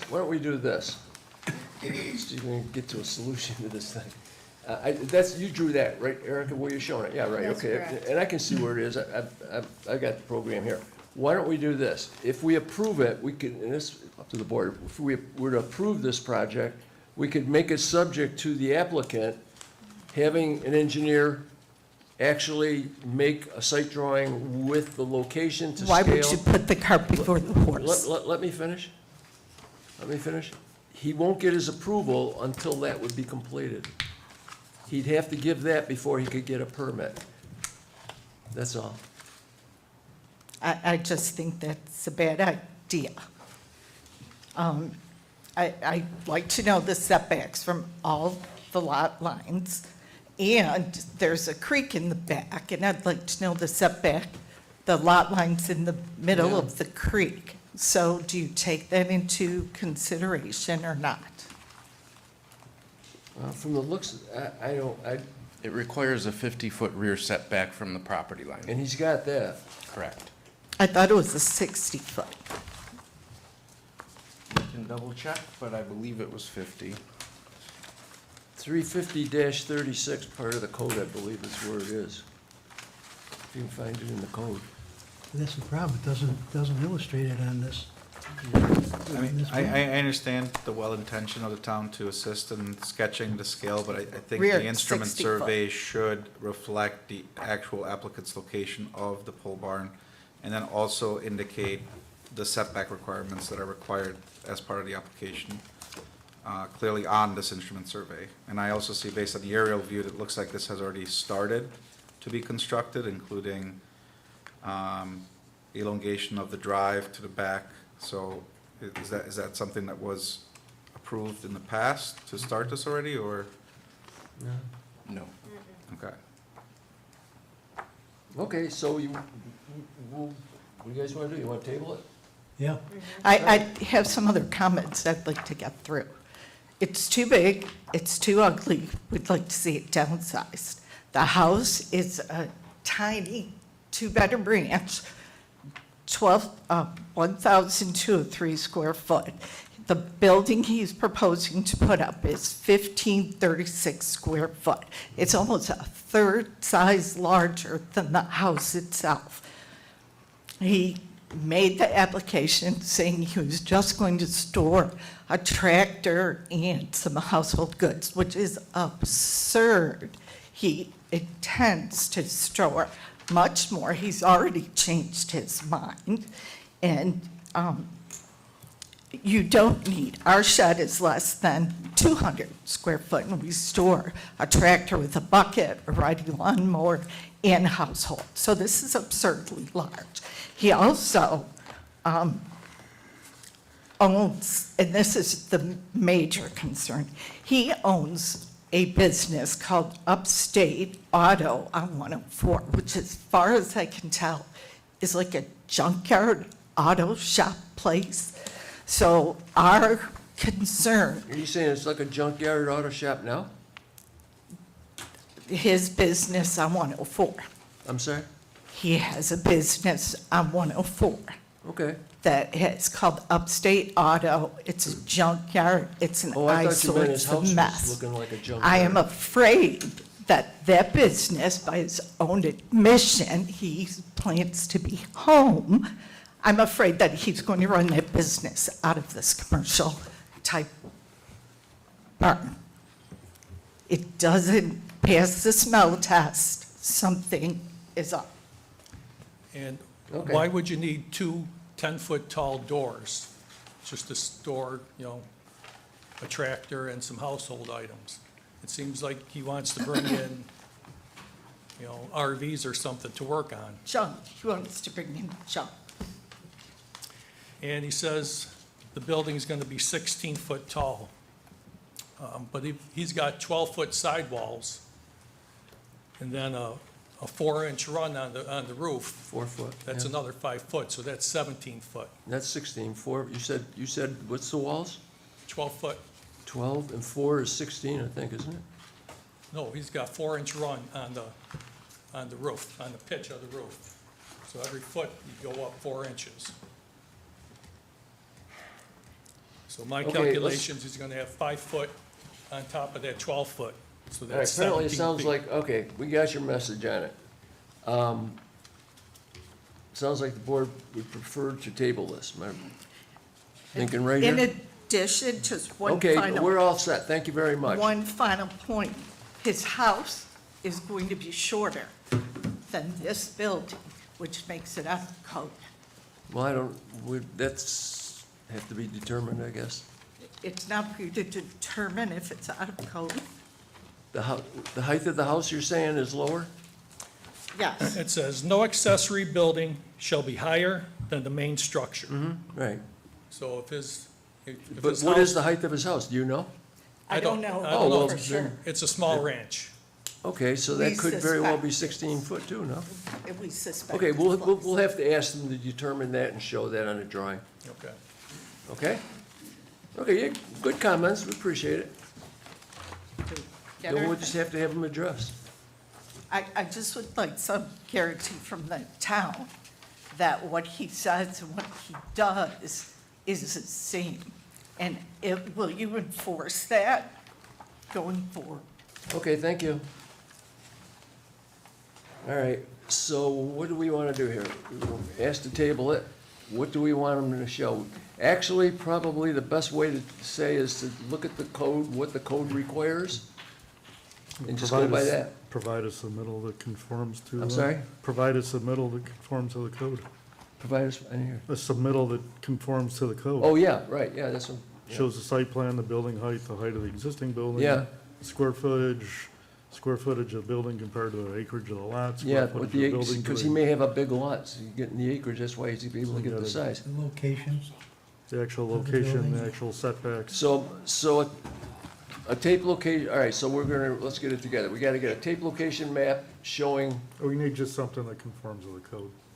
yeah, well, a tape, yeah, actually, that's in there too, so, yeah, okay. So have an engineer make you a drawing up showing where it is, what your dimensions are, and you wanna give the height of the building, height of your house relative to, okay? Just go by the code, that's it. And setbacks, he's okay, he's got a lot. He's got a Well, lot we of don't room. know because we don't know where it's gonna be on the site. Yeah, I mean, what it looks like he's got a lot of room there, but, Right. okay, yeah. All right, that's where we're at, I guess, right now. So, motion to table, John, Excuse me. Motion to table, Georgione Pole Barn? yeah, 895 County Line Road for the pole barn. Motion to table that until October 7th. Second. Have a second, all in favor? aye. Aye, okay, we're good. All right, on to the next one. Go ahead. Pole barn located at 1759 Ridge Road. The applicant, John Hayes, is requesting preliminary final site plan approval along with a public hearing associated with the construction of a 768 square foot pole barn on a 0.57 acre lot located in a large lot district under sections 269-10, 350-13, and 350-36 of the Code of the Town of Webster. Yes, sir. Hi, my name is John Hayes. We're looking to build a 24 by 32 by 12-foot pole barn to be used as a garage for wife's car and winter storage for a boat. Basically, we're 268 square foot over what code calls for our lot. Okay, let's see. I'm sorry, Tony, I just got one more Go ahead. comment about the previous application. Go ahead. Is that the aerial photograph, it looks like it's fairly new. From whenever it was taken, it implies the construction has started on it. Oh, on the on the Yeah. previous project, you're saying? Correct. I think it's something that the town building inspector ought to go out and check and make sure the work has not started on that project. Okay. Would that be that brown area back there? Yeah. You know, there's a brown area and there's piles of Stone. stone and there's Oh, yeah, I material see, on yeah, the there's ground. a driveway right there. What's There's a the, dozer there. yeah, this imagery says it's dated 2025, so this is very new imagery. Mm-hmm. So this is something that code enforcement should go out and check. Yep, we'll follow up on it. All right, you got it, all right. Sorry. Oh, wow. So, the color of it will be gray to match the house with a red roof. We're looking at a single 14 by 10 garage door, personnel door, and a couple windows. We want to do the attic trusses. So the overall height will be 23 feet 10 inches, which I know we're set to get go in front of the zoning board for that, and one setback, where we're gonna be off by 3 feet for one setback.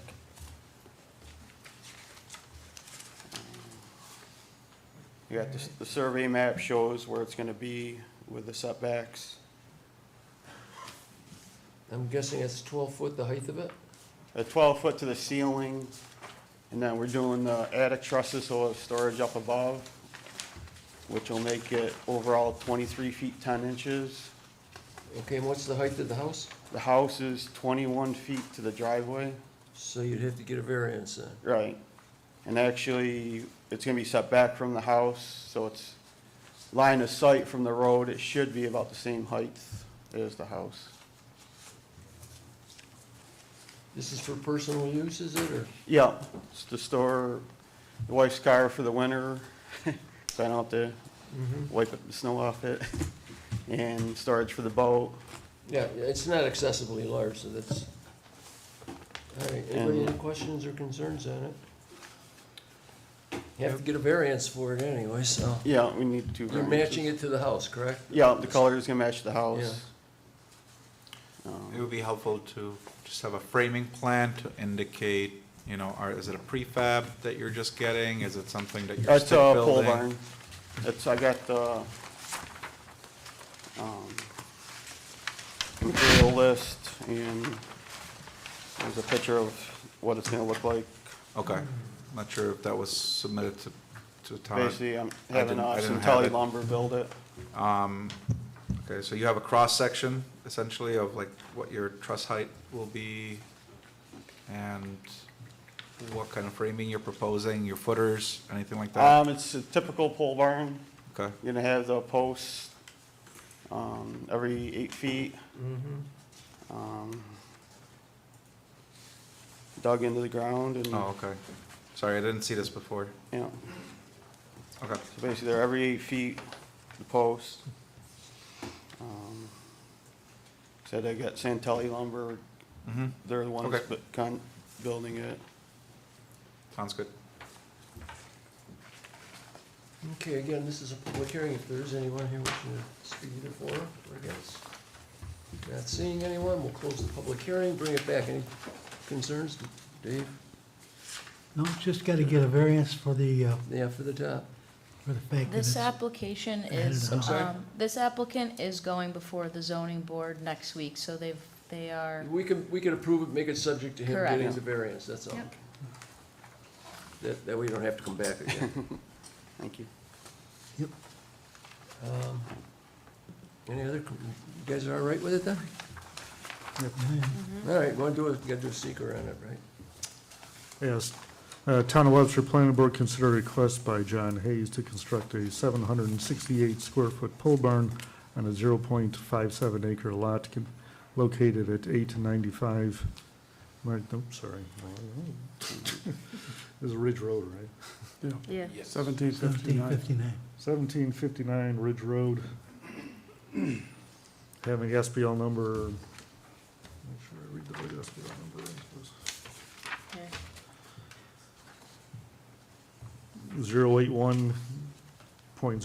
081.01-1 dash 21. Right. Yeah, -2, okay. The planning board classifies the proposed action as a type 2 action under section 617.5C12 of the State Environmental Quality Review Regulations, and therefore is not subject to further review. Second, All in favor? Aye. aye. Anyone opposed? Okay, we're good with that? Thank you. All right. We haven't done. Wait, We're not John. done, that was just secret. That was That was the that was seeker. for the seeker, the State Environmental Quality Review. Now they're going to vote on your approvals. He Yep. was leaving. Oh, I didn't, I was looking down at the paperwork here. No, don't run away yet. Okay. Okay, look, I got a sheet of it right here. Motion for an accessory building for the stated address, what is it, 1759 Ridge Road? We'll base it on the town code. The accessory building is defined, permitted, one lot, and placement it shall conform to all the setback requirements, which is done, applicable to other buildings in the district. No such building be placed nearer to the front of the property. He's in conformance with that, it's to the rear. No, that's what needs a, No that's such what he needs a building. variance for, isn't it? Well, that. Side setback and the height. That'd be the height, hold on. No such building is larger than 25% of the square footage of the main building, or 2% of the lot size, he conforms to that. Where the accessory building is more than 500 square feet, he has appears before the planning board, he has done that. And the main accessory, or the accessory building should not be higher than the main structure. In this case, it is a couple feet higher. The applicant will need to get a variance, so you conform with everything else. Excuse me, this is for personal use only, Yeah. not for rental or anything like No. that. Power to the building? Yes, there Electric? will be power. Probably have electric in there, Yeah. right? You want to have lights and what? Yeah. Okay. Heating it? No? Probably. Yeah. Okay, so that's discretionary, I guess. Anything else we need to put in there? I think that should do it, shouldn't it? Significant construction? Requirements and new center. The cost of the building, okay, we've got all that information. All right, yeah. All right, so, significant construction to commence within 1 year from this date, which is what, September 2nd, 25, that'd be 26.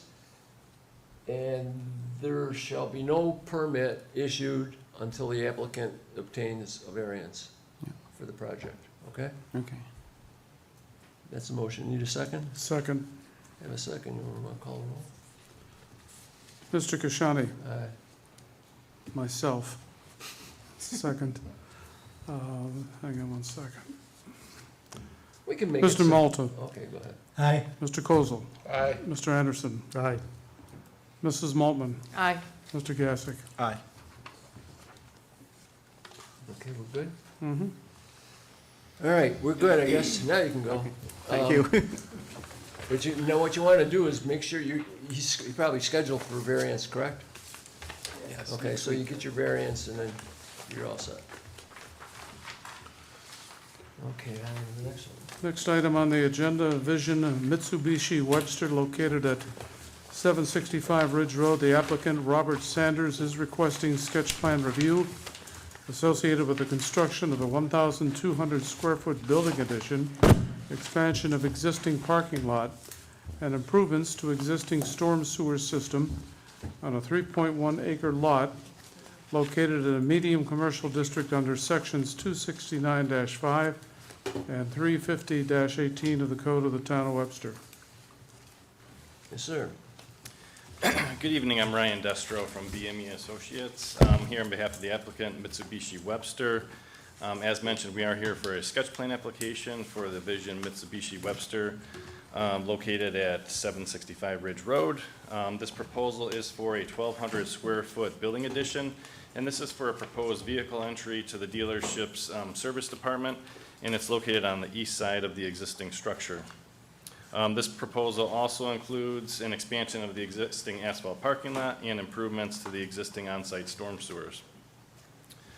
Just to give a quick brief overview of the property, the total area of the subject parcel is 3.3 acres in size.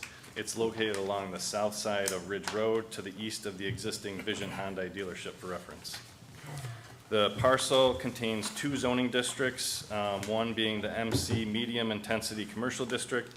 That's located in the northern or front portion of the parcel. And then it also contains the LMR Low Medium Residential District, and that is located in the southern or rear portion of the parcel. We did receive comments from both the town PRC as well as the Monroe County Department of Planning and Development on August 27th. All the comments appear to be minor in nature to this point and will be addressed in the subsequent plan submittals. One town PRC comment that we'd like to highlight, it was acknowledged that the commercial parking extended into the low-medium residential district area on the parcel at the southern end of the parcel. After discussion with the applicant, the proposed pavement will be removed from the LMR zoning district. Therefore, a use variance for the commercial parking area in the LMR zoning district will not be required with this application. With regards to utilities, no new connections to the public utilities are proposed or necessary with this application. With regards to stormwater management, the proposed soil disturbance will be designed and updated to be under 25,000 square feet. Therefore, New York State DEC Speedy's general permit coverage for discharges from construction activity is not required, nor are any post-construction stormwater management facilities required per the New York State DEC Stormwater Management Design Manual, and a SWIP will also not be required per the town code requirements. With that being said, we are here for the planning board's feedback on this application as we move forward with this project. And with that, I'm happy to answer any of your questions. Yeah, you're obviously gonna need a variance, but, I pulled in there tonight, and I'll tell you what, this is like putting 15 pounds in a 5-pound bag. The additional parking in the back, I really don't know where that line is there, but it's right by the edge of the wetland area. My feeling on this, we did this with the other project, Josh, remember about a year or so ago? I actually have a site visit there, a few people just go take a look at this thing, because I'm looking at this piece of paper and I'm seeing a pretty drawing, but in reality, not what's there, not even close. There's cars all over the damn place in the back there. Looks like a mess, and the place right next door is a disaster zone. The gentleman earlier was talking, or the lady was talking about a junkyard. That's what this is in the back. Another thing, the cars are parked out by the road. They're not supposed to be there. This is getting to be a real pain in the butt with the car dealers. I don't know how it's gotta get enforced. They're unloading right in the middle of the road. This is one of them that's doing it too. Last week, I think it was a truck parked right in the middle of Ridge Road, unloading to bring cars. That's baloney. I'm sorry. Right. You guys gotta come up with something new and different. The property just to the west of you there, that's part of the problem also. Somehow, I don't know if we mentioned this at PRC, if there could be a roadway connecting the two together, a circle or like a U shape, in and out, where trucks can come in. Every dealer that's been in, we've requested, where can you unload on your site? Not on the road. So I think that's gonna be one of the prime things that may be having to get looked at for this project. Buffering on the side, I saw the drawing, I don't remember what it was now, but it's tight on the side. What's the sideline supposed to be on there? 15 foot? The side setback requirement is 20 foot. Is it 20 foot Yes. in that area? Okay. And I don't know if there's any 20 foot on that east side. Tony, it sounds like we would want the applicant to actually hear some of those concerns that you're mentioning as part of this application, especially because they're looking to upgrade this facility. We would want to have that discussion with the actual applicant. I feel like a lot of the comments that we're making to the engineer of record are also supposed to be directed directly at the applicant that is looking to do this. Well, we've done this in the past, and yeah, but this is their first visit. Right Right. now, I'm just giving the keys. He can take it back. It's up to them. How you want to handle this now, you know? I'm suggesting that a couple of board members and town staff, we've done this in the past, go over and look at because I'm looking at this, and if you drive in there, it doesn't look like that, you know? The back, looks, in that back section there, where you're showing future parking, is that where there's gravel been put in there right now? So as I mentioned earlier in my presentation, that parking in the rear is going to be removed with the subsequent applications. So we are not going to be encroaching into the LMR zoning district. The existing pavement limits will remain as they are in the rear of the parcel. So a variance will not be required with this application.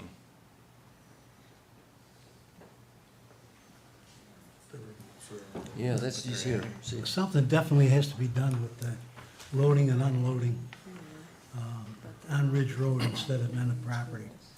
And like you said, it goes for every one of them. I don't know what we gotta do to get you guys to comply, but it's a terrible hazard. I'm up and down Ridge Road all the time. Well, right now, if you drive down, every dealer down there has cars parked on the grass out by the road. Yeah, well, They wouldn't even think of doing that in the past, so somehow that's gotta get tightened up. yeah, And this is the time where you do it, right here. yeah. I stopped, the guy asked what I was doing, I drove around the back, told him I was just going in because you were coming in this evening from the planning board. I says, I'll tell you right now, those cars you've got out there have got to be moved. Oh, I'll move them right now. Well, you know, they shouldn't be there. You know they're not supposed to be there. Why the heck you got them there, see? Yeah. They just keep pushing buttons on this stuff. Anyways, that's enough complaining. Can't the code enforcers help with this, the cars on the grass out front? Yeah. Yes, this- unfortunately, we have a lot more. That's right, there's a lot, other exactly. pressing issues, understood. and only one code enforcement officer for the whole town. So although we'd like to enforce this more, we do have limited staff. Well, when somebody gets killed, then I wonder how unlimited or limited we're gonna be. Because one day, somebody's gonna drive in the back of one of these air car carriers. All right, Are we able to anything else? just- I think just one of the engineering questions I had for you, so since you're pulling that rear lot back in, you're not putting silt fence up against that wetland anymore? Are you bringing that in as well? Correct. The disturbance limits will be pulled back, and then the Right. silt fence will be Okay. brought back accordingly as well. Is that wetland line that you're showing there, is that the 100-foot buffer? Yes, Or it is that is. the actual edge of the wetland, and there should be another 100-foot buffer off of that? No, the print, it might be fine on the, or small on the plans that were submitted, but the line closest to the rear of the parking is the 100-foot Okay. adjacent buffer Just want to make area. sure. Yep. Okay. Yeah, 100 foot from the rear property line there. Thank you. All right. Okay, anybody here wish, this isn't a public hearing. I know Pat's been there forever. He lives in the back of that. You would bear with me for a few minutes? Just make it quick, go ahead. Best I can quick, but, No, we'll make it quick for you.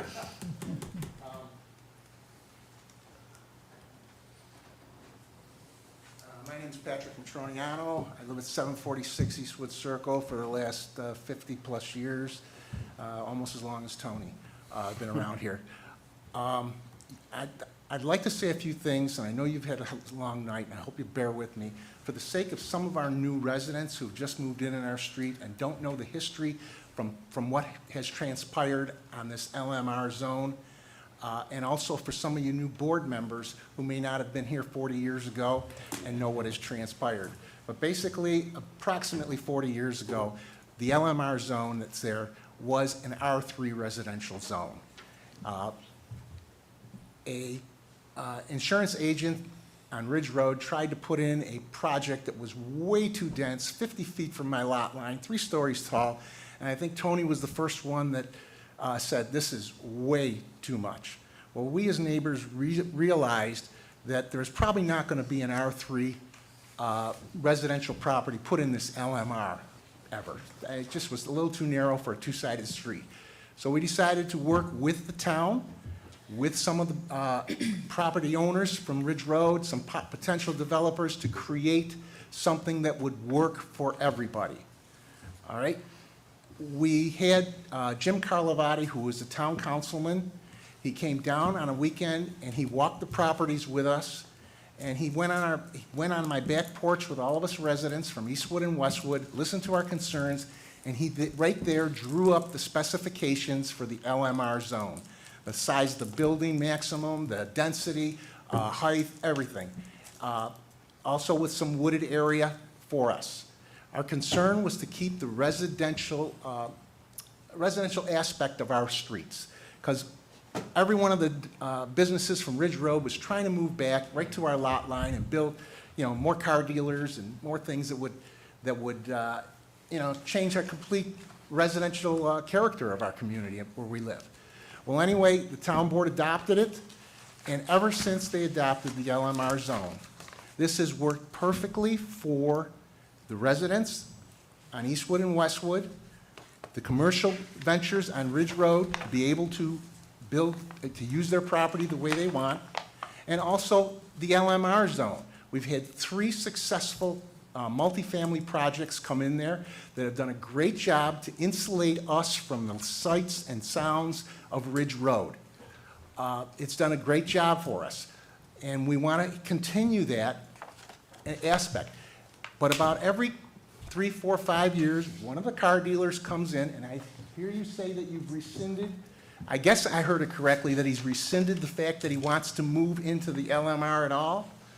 Okay, I'm not sure that's correct or not, but we've got to maintain that LMR the way it is and not allow them to move into that zone. So far, there's been a number of times, I think Vision was in once before for that. Peter Gunn was in here once before to do that, to move into it. Each and every time, the zoning board or the planning board has decided to honor the decisions that the original town board made and that the subsequent boards made in protecting us and keeping that LMR strictly residential and not allowing any commercialization into that zone whatsoever. It has worked very well. I think the town liked the fact that we worked with them and worked with the business people. So hopefully you can do the same thing, honor that commitment, not necessarily tonight but in the future. And our residents here can know what also happened back then. So it's worked well. And I want to thank you for your time, and unless you have a question for me, I'll get out of your way. No, I think you pretty much addressed it all, Pat. Thank you. Thank you very much.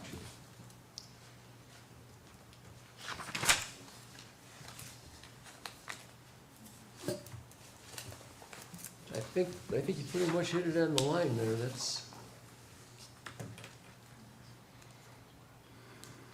I'm gonna go back and I don't know how you're gonna do this, but somehow they cannot be parked on the road unloading. So you need to communicate that to whoever owns this business. We've had in the past them show. What's on the- that? In the past, we've requested that they show on the plan the Yeah, actual loading absolutely. and unloading area. Right. And with this type of thing, it should be repeated on here. Well, that's what I'm suggesting. Join in with next door, because they're, make a U, cut right through and make a U, a horseshoe, come in on one and out the other side. I don't know. So just general discussion. Yeah. I know all these projects have been in the past subject to addressing the loading and unloading of the properties. And if this practice has been continuing, and we've even had previous dealers come in and say, oh, we don't have control of it, that's just a driver on it. This practice keeps continuing. All these things have been issued a special use permit for use in this area. All of their approvals are subject to making sure that the trucks and so forth unload off of the property. It keeps happening. Do we have to send a notification to them saying that they're in violation of their approvals and their approvals are rescinded? Because they're not conforming to the approvals Right. Yeah. for the special use permit and also for the approval of the lots. And here's another one that's coming in, and there's really, with this canopy on there, 25 foot, do a zigzag getting your car carrier to get around that to Yeah, a right. place in the back. The car carriers to don't do a even go loop. on a property, so. You know, assuming worry you could about force them on there, right? So Right. this parcel itself is not even conducive to putting on a way for the cars to unload. Wasn't Vision Nissan in recently, and they have decided they're unloading their cars at a Yes. rental property somewhere else? Yep, over on Basket Road. Yeah. Down the road. That was their solution to it. Yeah. Like you said, I have seen, it would actually, it was better for a while, but recently I saw that truck in the middle of the road twice. On that site, really? See, there you go. Part, you know, not just on the side of the road, but really dead center in the. Yeah. Right straight in the middle. the train lanes. They park Yeah, they're- between the parking, no parking signs in front of Or they run them over. But it seems that we've been having this discussion now Forever. for years and years.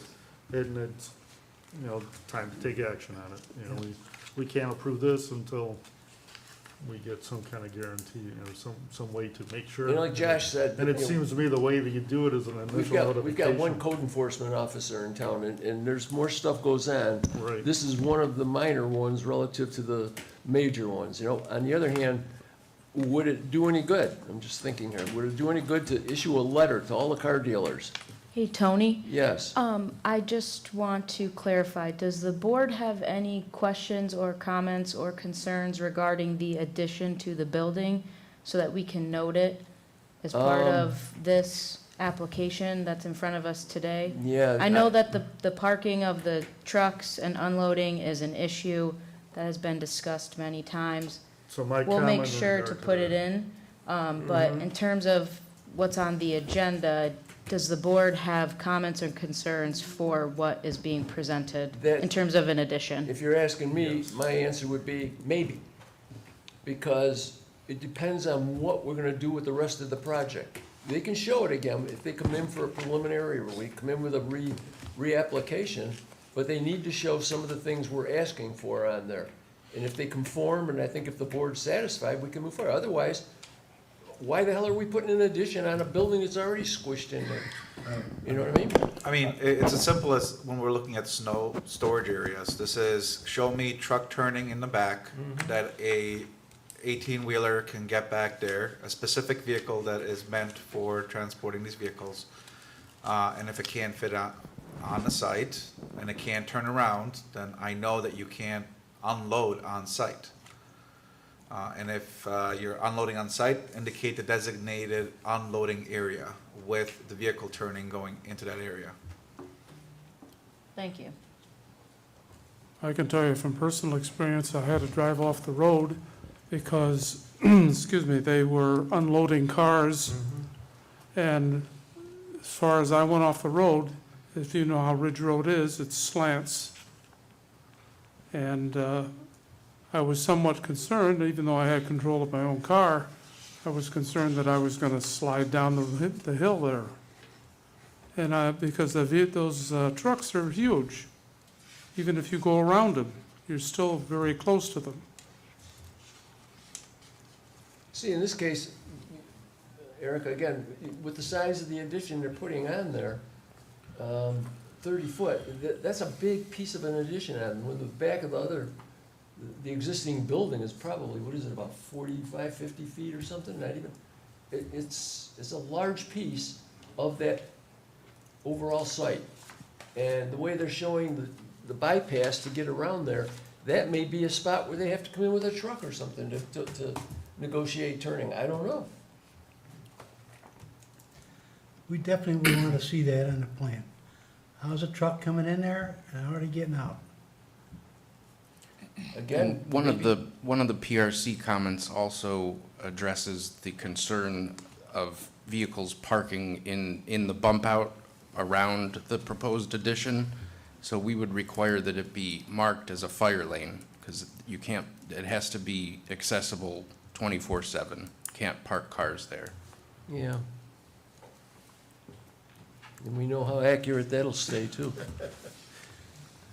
All right, so let's boil this thing down. What are we looking for? We're looking for eliminating going any further to the south, correct? Going into, past the buffer line there, or Right. the zoning line.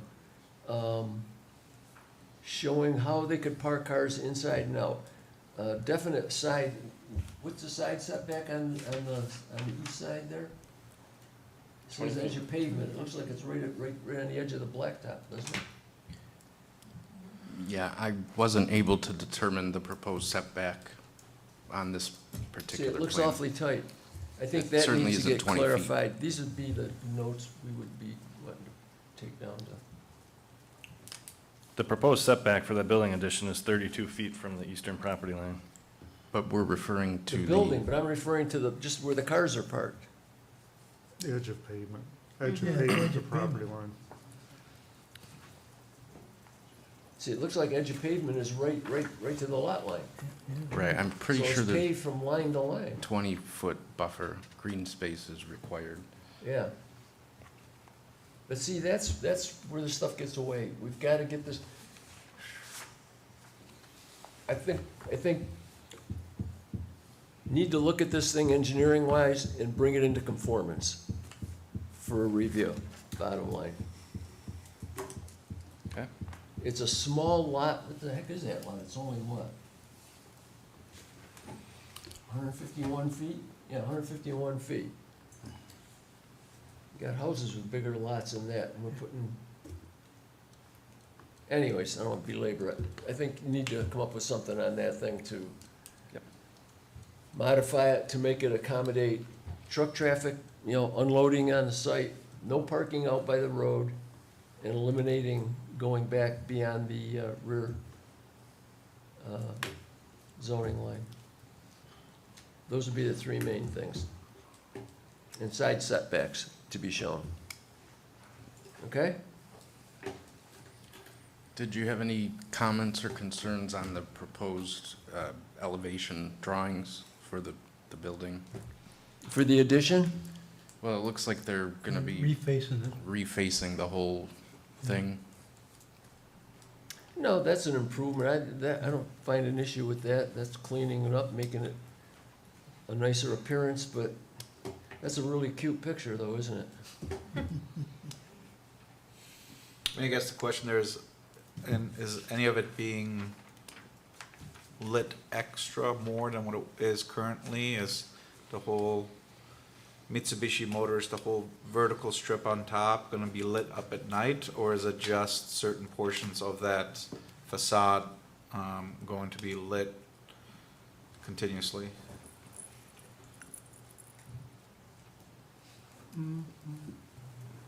It's something that shows the total lighting package. Because it looks like they're also proposing to have that red lighting around the entrance door, so you're gonna have red lighting at night there too. We did just receive, I think earlier today, a sign package application for this project. So we'll make sure to get those details flushed out. Yeah, okay. Before next meeting.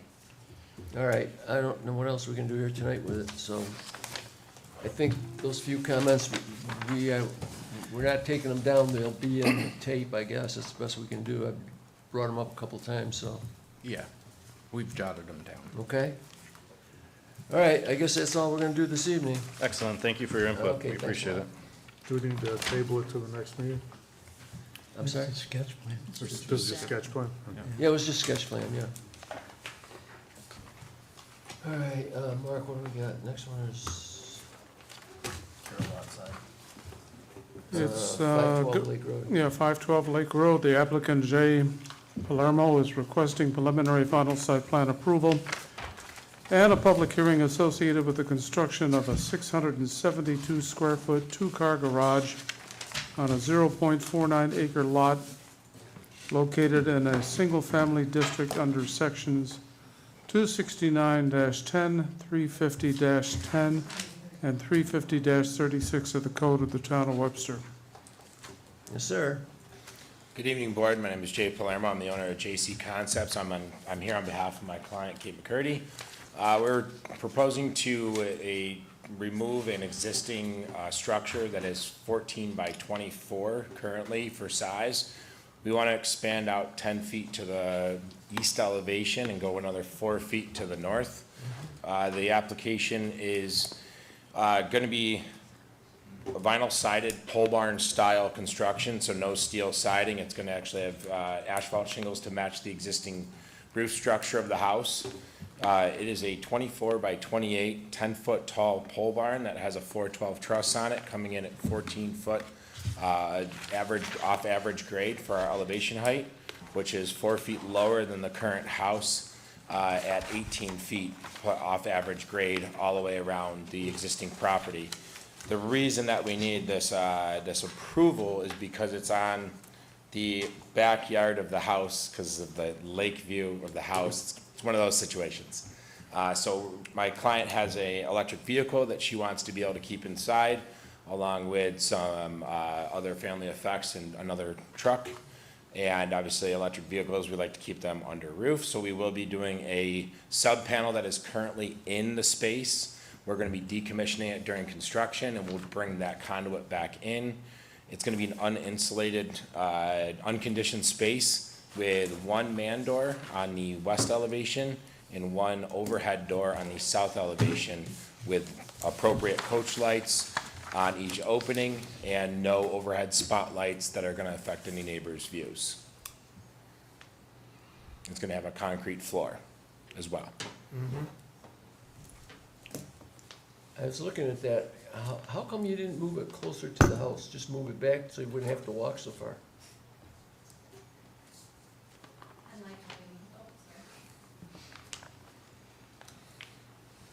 Hi, Kate McCurdy, 512 Lake Road.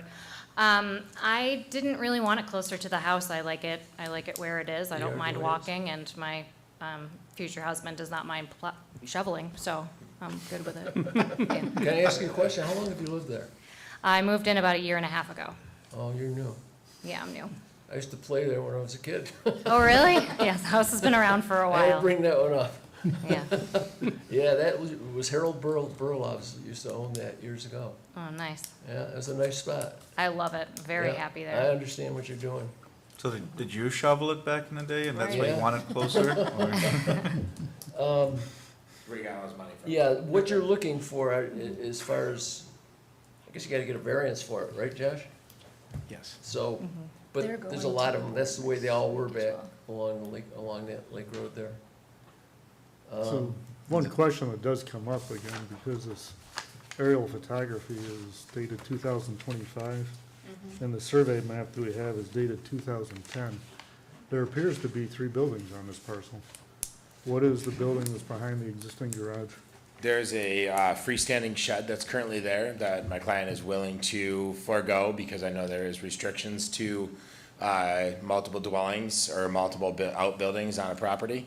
That is something that we are prepared to, as a condition of our approvals, remove and eliminate before any final CFC is permitted. I'd like to also add too, there was a previous application, last owner, of a expansion of a carport to the said property. There's current footers in the ground, and it's actually gonna be in the lot, within the footprint of what we're proposing, so they just never built that carport off the existing garage, but that was originally proposed as a 24 by 24. We're gonna go 24 by 28, just reducing our impact of size. And it's gonna match the clap siding of the house. The current house is cedar clapboard. It's gonna have a vinyl clapboard going on as a color match. And then eventually, we're gonna be doing the siding on the house as well, down the road. But now we have our color palette all matching the neighborhood, all horizontal substrate, no vertical. So basically, the building is gonna pretty much match the house? Yes, Yeah. correct. Well, I guess going back, this would be a second accessory building on the site, and they indicated they would take off the other one. Yes. Yeah. That would, Yeah, you'd be taking the one down.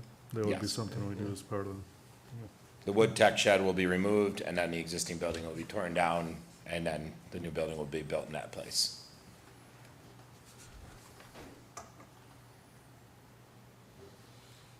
Okay, anybody, any questions? It's No, I think it's very simple thing. pretty simple. It's, you know, and it's decent, it's good looking, so. Yeah, siding on it. All right, Yours is, your color's different than that one. what's that? I said, they have a brown door with what looks like a green siding, and you have blue and gray. Which one is it? So I the, think it's the angle of the It's the screen that TV you're screen. looking at. Is it the TV screen? I think it's the angle of the screen that you're looking Yeah, it's at. kind If of he a- turns the screen towards you, you'll see the. Oh, Yeah, all the- right. the Well, side- I'm the not going siding- crazy, that's all right. the siding is a lighter green color called Spring Meadow. Our Yeah. trim and our corners are gonna be sand drift, and then we're gonna be doing an Owens Corning driftwood shingle on the roof to match existing. It is a greenish gray. Yeah. Oh, all right, because I'm looking and I'm seeing two different colors, so unless I'm losing my mind, there's, you know. I had to It's bring it late, we've had a long night. up. Oh, it's a long night, okay. Yeah, my gosh. Okay, this is a public hearing, isn't it? Yes. Yeah, it is. I don't know if there's anybody here wishing to speak for this. You wanna get up and complain about it? I don't think so, huh? Okay. All right, we'll close the public hearing, bring it back up. Anybody, any concerns? Nope. Nope. Pretty simple little operation. We can approve it, but then we'll have to put in there and make it subject to, getting a variance from the zoning board too. to the secret. Yeah, go ahead, do it, yeah. Town of Webster Planning Board consider a request by Jay Palermo to replace an existing garage with a 672 square foot two-car garage on a 0.49 acre parcel having SBL number 048.19-1-82-1. The planning board classifies the proposed action as a type 2 action under section 617.5C2 of the state environmental quality review regulations and therefore is not subject to further review. See, the house is here, and the lake Second. is here, this is in the front. All in favor? Aye. Anyone So opposed? you have to do that. Okay, we've gone through that, let's, all right, I'll make a motion for preliminary approval of accessory building for 512 Lake Road. Lot is restricted to one accessory building, so one of the three, what did you call that? Was it shed? The wood deck shed, yes, sir. That shed would have to be removed. The building is to conform to the size and location presented on the plan. Placement of the building shall conform to all setback requirements. No point in the building will be higher than the existing structure. No commercial use shall occur on the parcel. Accessory building shall be used for personal use only, as defined by town code. Significant construction shall occur within 1 year, as deemed by the planning board, to expire on September 2nd, 2026. Comply with all requirements of any state, county, and town agency. All site work to be in compliance with the standards of the town of Webster. Subject to all engineering government approvals, subject to all appropriate government fees, if any. Subject to resolution of final approved minutes.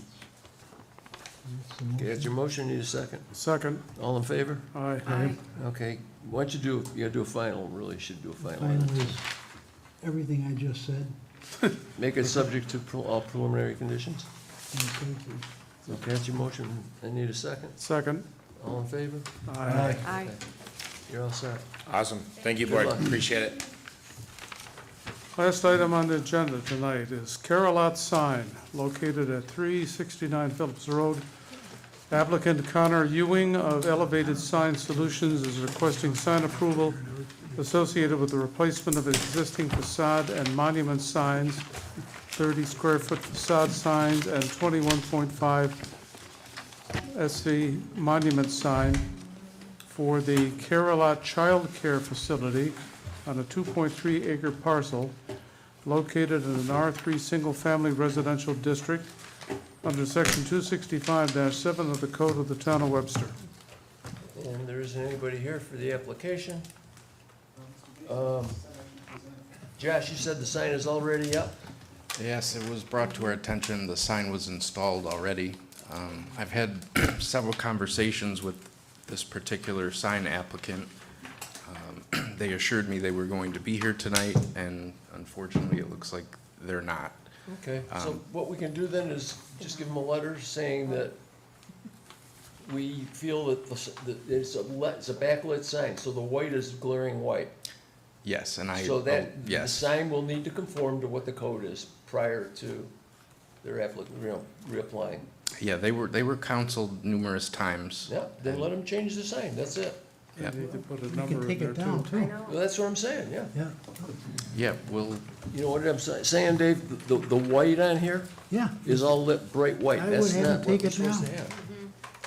similar to the Christian flooring sign that Yeah, we're right. taking to the court for code enforcement as well. Sign is Yeah. everything against our code. Yep, okay. It needs to come down. All right, so the suggestion of the board is an issue a letter to the applicant. Or you can deny it, however you want to handle it. We can follow up from a code enforcement That's the perspective. way to do it. Deny the application? I deny it. Okay, I'll make a motion, we deny the application for Carol Lot sign as proposed because it's, number one, it's not conforming to what the town code is, and the applicant has already put the sign up prior to any approvals. And that we were on here for sign approval tonight, and the applicant has failed to appear Okay. at this hearing. I'll second that. Okay, I have a motion, I have a second, all in favor? Aye. Okay, that's it then. That's it for tonight, right? Well, there's no meeting minutes here, so I don't know what to tell you. We have to wait Oh, till. all right, well, we'll have to get them together and Okay. redo it. Wait, there might be, hold on. We're still getting a few things figured out. You said meeting minutes from last week? The last Yes. meeting? Yeah, sorry. Actually, Okay, did I hit the right button here? Because this suddenly pops up. we did get these, I think these were sent out to us. I didn't get them. Warning, recorded audio was Some lost. comments on it. Label location, possible cause. Well, I don't know what happened here. Okay, got it. Well, what's the matter? I stopped the recording and it says recorded audio was lost at the labeled locations. Possible causes. Okay, I think what we're gonna do right now is we'll close the public hearings are all done, and we've completed our meeting this evening, so thank you for coming in. I'm sorry, I didn't know they were still on. Oh, sorry. There's nothing more to Yeah, add. yeah, right here.